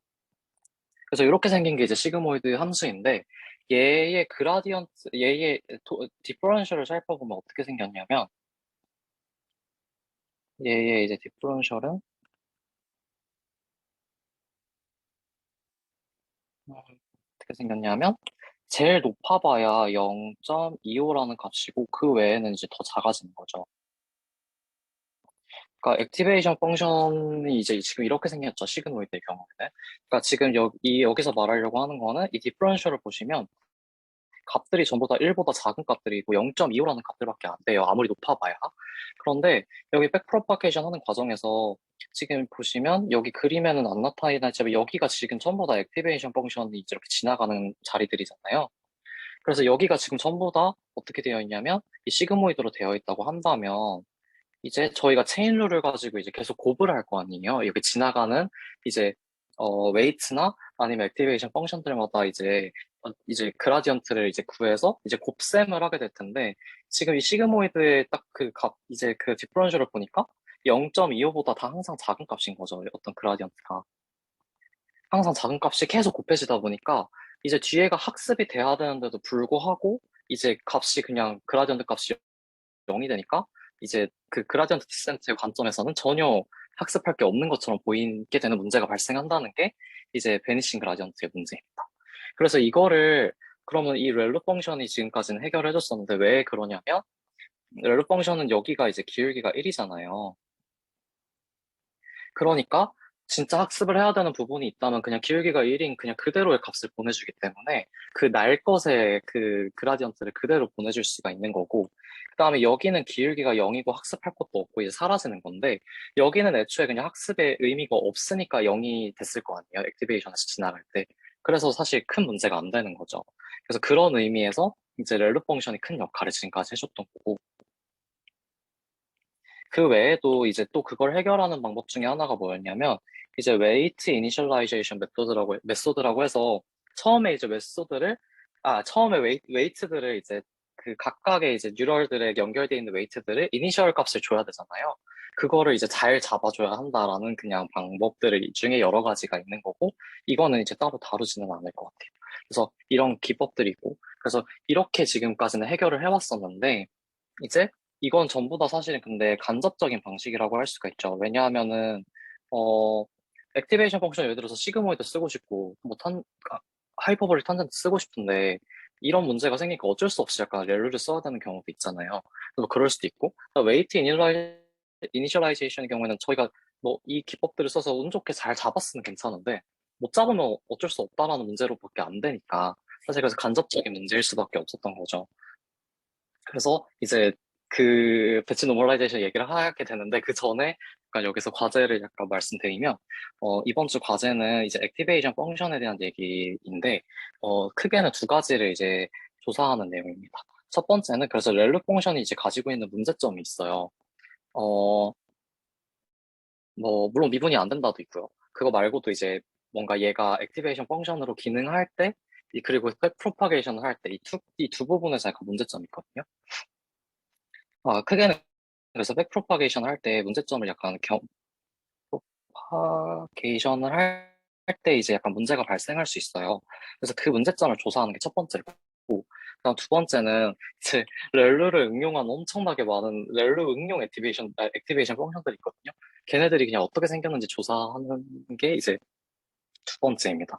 그래서 제가 이제 일단 리스트에 적어놓은 거는 렐루도 되게 많아서 리키 렐루가 있고, 셀루가 있고, 엘루가 있고, 겔루가 있고, 스위시가 있고, 이렇게 크게는 5가지가 있는데, 아마 이거 말고도 더 있을 수도 있는데, 일단 제가 들어는 봤다 했던 렐루들의 응용들을 가지고 온 거거든요. 그래서 얘네들이 어떻게 생겼는지, 그리고 어떤 기능 때문에 얘네들을 쓰는지, 이걸 조사하는 게 이제 이번 주 이제 과제가 될 것 같습니다. 그래서 이렇게 2가지이고요. 이제 그래서 배치 노멀라이제이션이라는 개념이 나오게 되는데, 그 전에 일단 배치랑 에포크의 개념을 먼저 잠깐 정리를 해보면, 일단 에포크는 뭐냐면 이게 이제 트레이닝 데이터 전체라고 보시면 될 것 같아요. 그러니까 트레이닝 데이터 전체를 한 번이 아니라 이제 학습했다는 그 단위를 이제 에포크라고 부르게 되고, 이제 학습을 할 때 물론 데이터를 하나씩 넣을 수도 있고 배치를 그렇게 사이즈를 그렇게 설정하면 그렇겠지만, 이제 일반적으로는 하나가 아니라 이제 좀 뭉텅이의 이제 데이터를 이제 이렇게 패러렐하게 학습을 할 텐데, 그 단위가 이제 배치라고 할 수 있습니다. 그래서 예전에 이제 저희가 SGD를 할 때 이제 미니 배치라는 이제 얘기를 썼었잖아요. 그래서 이게 그냥 여기서 그냥 배치라고 부른다고 생각을 해주시면 될 것 같아요. 네. 그래서 배치 사이즈, 사실 그래서 그 이후에는 이제 뭐 미니 배치든 그냥 거의 배치라고 부르고, 뭐 사이즈에 따라서 이제 구분을 하고 약간 이렇게 나중에는 불리게 돼서 그냥 이제는 배치라고 그냥 생각을 해주시면 될 것 같습니다. 그리고 뒤에서 제가 쓸 말도 그냥 전부 다 배치라는 그냥 단어로 쓸 것 같아요, 대부분은. 그래서 배치 노멀라이제이션이라는 거는 이제 만약에 쓰게 된다면 어디에 쓰게 되냐면, 이제 여기 히든 레이어가 있고, 이제 여기에 이제 각각의 가중치들을 가지고 이제 저희가 WX 플러스 BP 이런 식으로 업데이트를 이제 값들을 이렇게 받아왔을 거예요. 전 액티베이션 전 레이어에서. 이제 그 이후에 이제 이 배치 노멀라이제이션을 하게 되고, 이제 그 다음에 이제 액티베이션 펑션으로 넘기고 이제 다음 값을 넘기고 약간 이렇게 해서 이 히든 레이어의 이 중간 부분에 하나의 일종의 레이어로서 이제 들어가게 될 예정입니다. 이 배치 노멀라이제이션은 그리고 이제 또 다른 문제가 또 있는데, 이제 좀 딥러닝 여러 문제들 중에서 사실 배치 노멀라이제이션이 이제 좀 커버하는 게 좀 많아요. 그 중에 하나가 또 뭐냐면 인터널 코베리언스 시프트라는 문제입니다. 이건 뭐냐면 이제 각각의 이 레이어들, 이게 각각의 하나의 레이어 층이라고 생각해 주시면 될 것 같아요. 히든 레이어들이 이렇게 있는데, 이제 이 히든 레이어마다 이제 이렇게 값을 내뱉을 때 그냥 똑같이 이렇게 뱉으면 되게 좋은데, 문제는 이제 계속 이게 달라질 수 있다는 거죠. 이렇게 좀 오른쪽으로 쏠린 이제 분포를 가진 이제 아웃풋들을 내보낼 수도 있고, 아니면 뭐 왼쪽으로 이렇게 심지어 이렇게 뾰족한 이런 분포를 내보내기도 하고. 그러니까 이제 뉴럴 네트워크 내에서 분포가 지금 계속 다 달라지는 거예요. 학습을 해서 각 레이어마다 이제 거쳐갈 때마다. 그래서 이 문제를 인터널 코베리언스 시프트라고 합니다. 그리고 이제 배치 노멀라이제이션은 그럼 뭘 해주려는 거냐면, 여기에 이제 이렇게 노멀라이제이션 이제 층을 중간에 추가해요. 그래서 여기는 그냥 이전 층에서 받아온 이제 값들을 이제 이렇게 받아들이는 뉴런들이 있고, 그 다음에 여기서 배치 노멀라이제이션을 해주고, 그 다음에 이제 저희 액티베이션 펑션으로 이제 보내주는 거죠. 자, 그래서 이 과정을 이제 자세하게 보면은 각각의 배치들마다 분포를 이제 노멀라이즈 해주는 거예요. 그래서 평균이랑 이제 분산을 구해주는 거예요. 그 각각의 이제 그 예전 레이어에서 나온 아웃풋들을 이제 평균이랑 분산, 그래서 평균이랑 분산을 구해줘서 이걸 가지고 이제 각각의 값들을 이제 노멀라이징 해주는 과정이다라고 할 수가 있습니다. 그런데 되게 겹쳐서 들어갔네요. 네, 그래서 이거 좀 그림으로 살펴보면 원래 이렇게 생긴 이제 뉴럴 네트워크가 이렇게 있었다고 하면은, 이제 얘네들이 이제 그 백프로파게이션 하고 하면서 이제 어느 방향으로 이제 이렇게 이제 학습을 해서 좀 이동을 해야 할지 이제 백프로파게이션 과정에서 이렇게 이제 방향을 이제 설정할 수 있게 될 거예요. 그리고 이제 업데이트를 해야 되는데, 이제 분포가 다 다르니까 얘네마다 똑같은, 지금 저희는 러닝 레이트를 레이어마다 주지는 않잖아요. 그러니까 전체 모델에 주고 있지. 그러니까 얘네마다 다른 러닝 레이트를 주는 게 아니다 보니까 얘네가 이제 방향을 좀 너무 많이 나가는 경우도 생길 거고, 이렇게 되면서 이제 원하는 방향으로 이제 학습이 되는 게 아니게 될 수 있는 거죠. 그래서 이제 그 이후에는 이제 어떻게 해야 되지? 약간 이런 이제 문제가 발생을 하게 된다. 그래서 그 원치 않은 방향으로 이렇게 자꾸 퍼져나가는 문제가 발생할 수 있다가 이제 인터널 코베리언스 시프트, 약간 이 그림으로 이제 보여주는 개념이라고 할 수가 있을 것 같습니다. 그리고 약간 이거를 건축에 비유한 얘기가 있어 가져왔는데, 원래 기둥이 있으면 이 기둥이 그냥 뭐, 기둥이 그냥 이렇게 휘지 않고 이제 잘 이렇게 같이 움직이면서 이제 그 균형을 맞춰주는 게 제일 중요한데, 문제는 이게 휠 수도 있다는 거죠. 잘못하면. 뭐 뭔가를 잘못 움직이는 과정에서. 그게 이제, 인터널 코베리언스 시프트의 뭐 형태랑 엄청 유사한 형태라고 이제 여기서 얘기를 해주고 있어서 이 그림을 같이 가져와 봤습니다. 그리고 이제 아까 이제 말씀드렸던 것처럼 배치 노멀라이제이션 이제 층을 이렇게 추가하게 되면 여기 중간에 여기 레이어들을 추가하게 되면 이제 드디어 분포가 좀 노멀한 이런 형태로 이제 나오게 된다는 걸 물론 데이터 충분히 많다면 이렇게 되는 걸 알 수가 있게 되는데 근데 여기서만 끝나면 이제 문제가 발생할 수가 있어요. 그래서 만약에 다른 이제 조작 없이 만약에 여기서 이제 평균이 0이고 분산이 1인 이제 분포로 그냥 노멀라이징을 했다고 하면 이거를 뭐라고 부르냐면 화이트닝이라고 합니다. 왜 화이트닝이라고 하냐면 우리가 이제 회계에서 배웠던 것 중에 화이트 노이즈라는 게 있잖아요. 얘랑 모양이 똑같아서 이제 화이트닝이라고 하게 되는데 근데 이렇게 했을 때 이제 모양이 예뻐졌으니까 좋기는 한데 근데 여기서도 이제 이것만 했을 때 발생하는 문제가 뭐냐면 이제 이렇게 노멀라이징 하고 나서 저희가 렐루 펑션을 통과시키잖아요. 그러면은 그냥 이게 뭐든 상관없이 이 절반은 완전 사라지게 되거든요. 0이 돼서. 그런데 이게 여기가 학습이 안 돼도 되는 부분이면 상관이 없는데 여기가 학습이 돼야 되는 부분인 경우에는 이제 문제가 생길 수도 있는 거죠. 그래서 이제 배치 노멀라이제이션에서는 뭘 하냐면 이제 파라메터 두 개를 추가를 합니다. 그게 뭐냐면 감마랑 베타였나? 잠시만요. 네, 감마랑 뒤에 잠깐 보고 올게요. 감마랑 베타가 맞네요. 감마랑 베타라는 걸 추가를 하는데 이게 뭐냐면 하나는 이제 스케일링을 해주는 거고 하나는 시프팅을 해줍니다. 그래서 마치 이 두 파라미터가 뭘 생각하시면 되냐면 그 감마 분포에 우리 파라미터가 두 개잖아요. 감마 분포는 알파랑 베타가 얘네가 각각 하나는 시프팅, 하나 스케일링의 역할을 맡고 있잖아요. 그래서 그거랑 똑같은 형태라고 생각을 해주시면 될 것 같아요. 그래서 얘네를 이제 백프로파게이션으로 또 학습을 시키겠다고 하는 거죠. 그래서 그럼 이게 어떤 효과를 주는 거냐면 지금 아까 여기서 이렇게 0에서 1이었던 이제 이 분포를 이제 저희가 이제 살리고 싶으면 좀 많이 살리고 싶으면 뭐 원하는 방향으로 이렇게 조금 시프팅을 해주고 스케일링을 해준다던가 이런 이제 효과를 감마랑 베타가 주게 된다는 거죠. 그래서 이제 원하는 만큼 학습을 시킬 수 있게 해주겠다라는 과정까지 추가해서 이제 배치 노멀라이제이션을 총 진행을 하게 됩니다. 이게 좀 배치 노멀라이제이션의 총 과정이에요. 그래서 요약을 이 그림으로 요약할 수 있는데 첫 번째는 이제 이전에 들어온 레이어에서 이 모멘트 그러니까 다시 말하면 아까 그 평균이랑 분산을 계산을 하겠다는 거고 그 이후에 이제 여기서 스케일링을 할지 아니면 시프팅을 할지를 또 파라미터에서 구하겠다 이렇게 두 과정으로 나눠서 생각을 할 수 있을 것 같습니다. 네, 그래서 여기서도 이제 그 얘기를 해주고 있고요. 그래서 여기가 이제 죽어버리니까, 그래서 지금 까만색이 어디냐면, 여기가 지금 이 그 분포들이 있는 그 부분인데, 그걸 살리기 위해서 시프팅을 해주면, 이제 더 많은, 원하는 만큼 이제 살아날 수 있게 된다는 거고, 그 파라미터가 감마랑 베타. 그래서 이렇게 되는 거고. 그래서 이제 이제 요약을 해보면, 이렇게 식으로 표현할 수 있고, 여기 이제 각각의 설명이 있습니다. 물론 여기에 가끔 이제 레귤러라이제이션 파라미터도 추가하기도 하는데 여기다가 이제 베리언스에다가도 대부분은 그렇게는 안 하고 이제 대부분은 이제 평균 분산을 구해서 이제 노멀라이징을 하고 이제 감마로 이제 스케일링하고 베타로 시프팅을 하고 이렇게 해서 배치 노멀라이제이션을 해서 데이터를 바꿔버리겠다라는 게 이제 배치 노멀라이제이션의 이제 전체 과정이라고 할 수가 있습니다. 네, 그래서 이건 표로 이제 그림을 같이 가지고 왔어요. 그래서 각각의 피처에 대해서 이렇게 계산을 한다. 네, 이렇게 각각의 피처에 대해서 각각의 값들을 이렇게 노멀라이징을 해준다라는 걸 여기서 보여주고 싶어서 이제 가지고 온 플롯입니다. 그리고 이제 저희가 책에도 아마 있을 거고, 저희 책에도 있을 거고, 이 배치 노멀라이제이션을 다룬 논문에도 있을 텐데, 이게 알고리즘을 그래서 이렇게 가지고 왔습니다.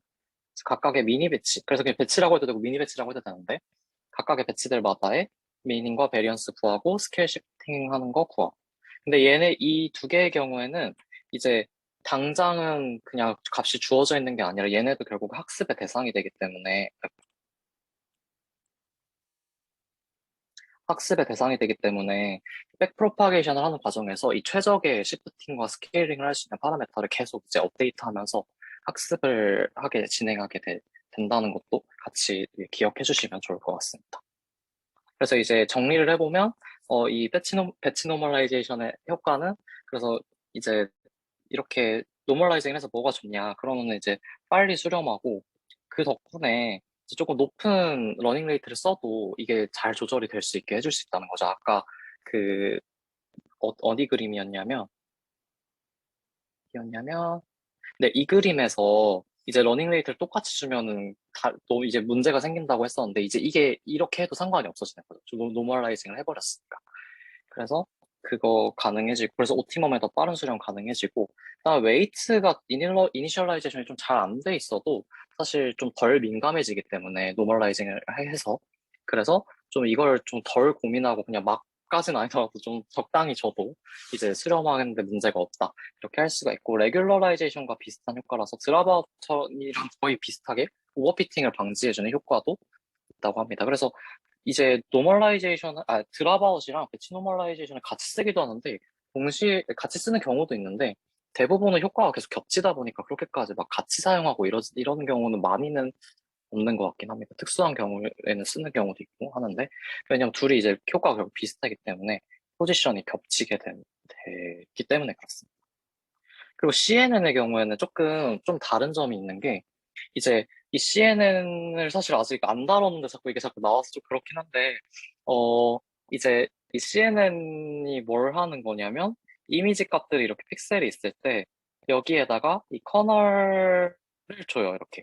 커널 매트릭스를 줘서 얘네들을 이제 얘랑 곱해서 더하고, 얘랑 곱해서 더하고, 이런 식으로 더해서, 이제 픽셀의 어떤 특징을 추출을 하겠다는 게 이 개념인데, 이제 이 CNN의 경우에는 아무래도 아까 말씀드렸던 것처럼 이제 이 스파티어랑 구조가 있잖아요. 이제 주변 공간에 이제 코베리언스가 있고, 그러다 보니까 이거를 유지하고 싶기 때문에 배치 노멀라이제이션 쓸 때는 얘는 좀 주의해야 되는 게, 어떻게 해야 되냐면 이 커널 사이즈에 해당되는 요만큼 있죠.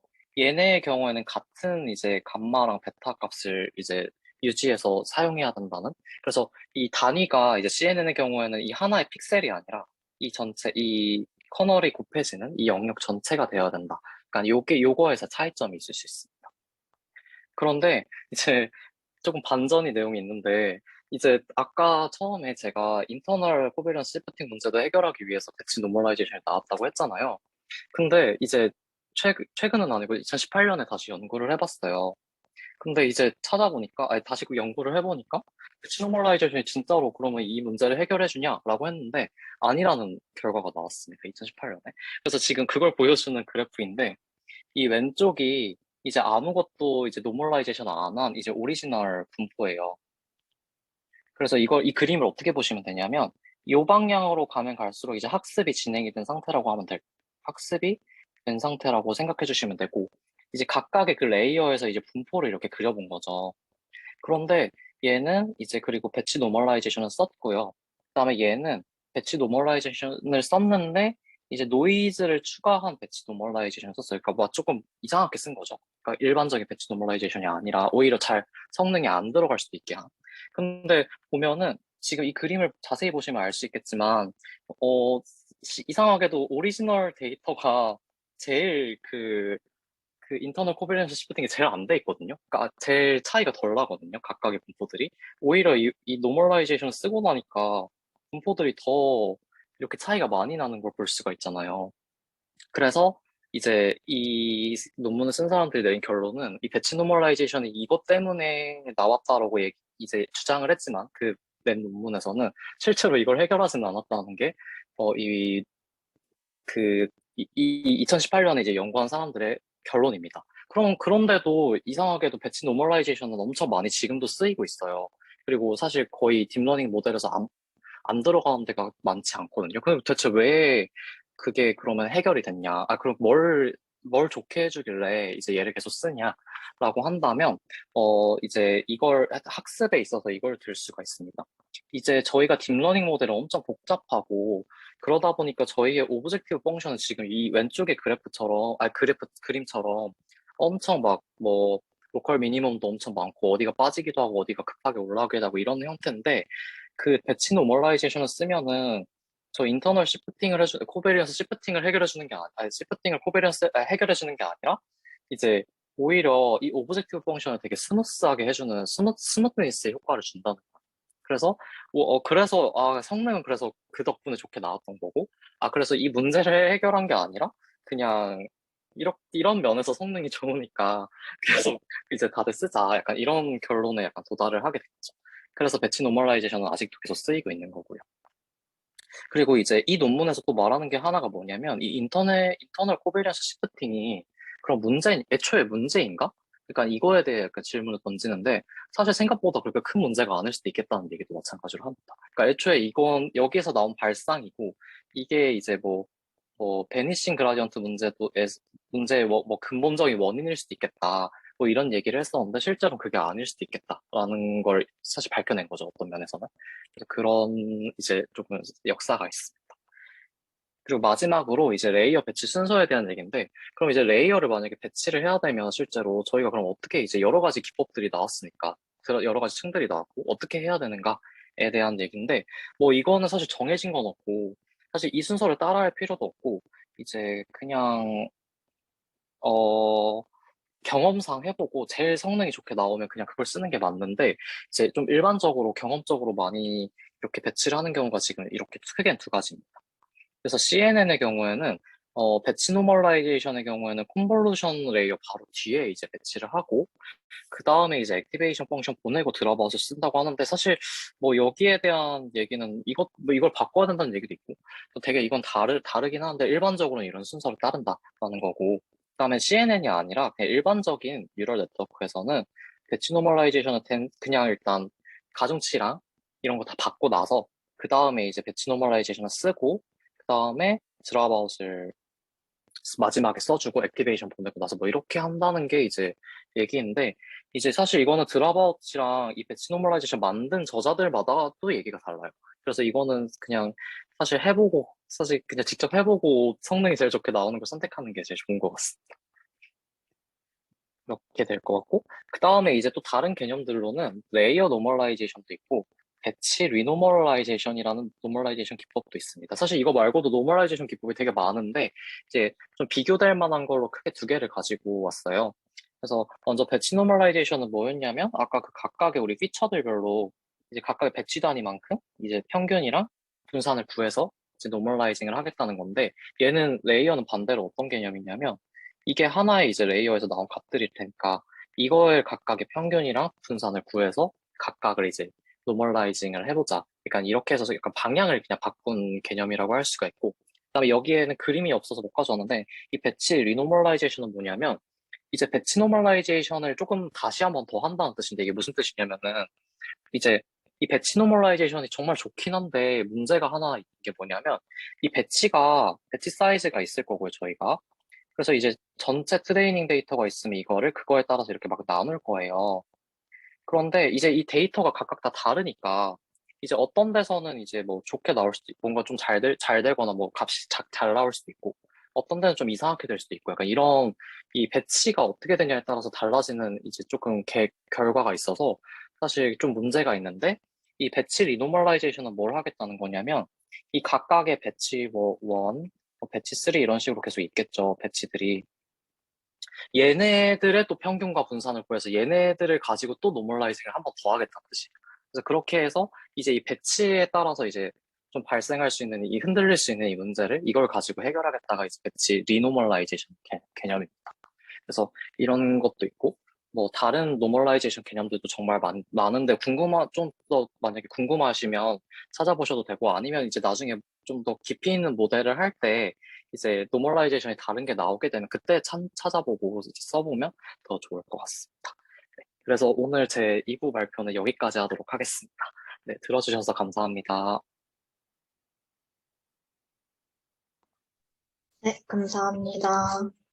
정민님과 상영님 모두 다 좋은 발표해 주셔서 감사드리고, 혹시 간사님 코멘트 해주실 내용 있을까요? 정말 두 분 모두 잘 말씀해 주셔서 감사드리고, 그리고 제가 하려고 했던 말씀들 다 화요일에 그 말씀드렸기 때문에 특히 오늘 드릴 말씀이 없다고 생각합니다. 네, 감사합니다. 그러면은 오늘 세션은 여기서 마치도록 하고요. 이번 주 토요일에는 토요일 세션이 없고 이제 다음 주에 목요일 세션 그리고 토요일에 파이토치 스터디 이렇게 할 때 다시 뵙도록 하겠습니다. 네, 긴 시간 동안 모두 고생하셨습니다.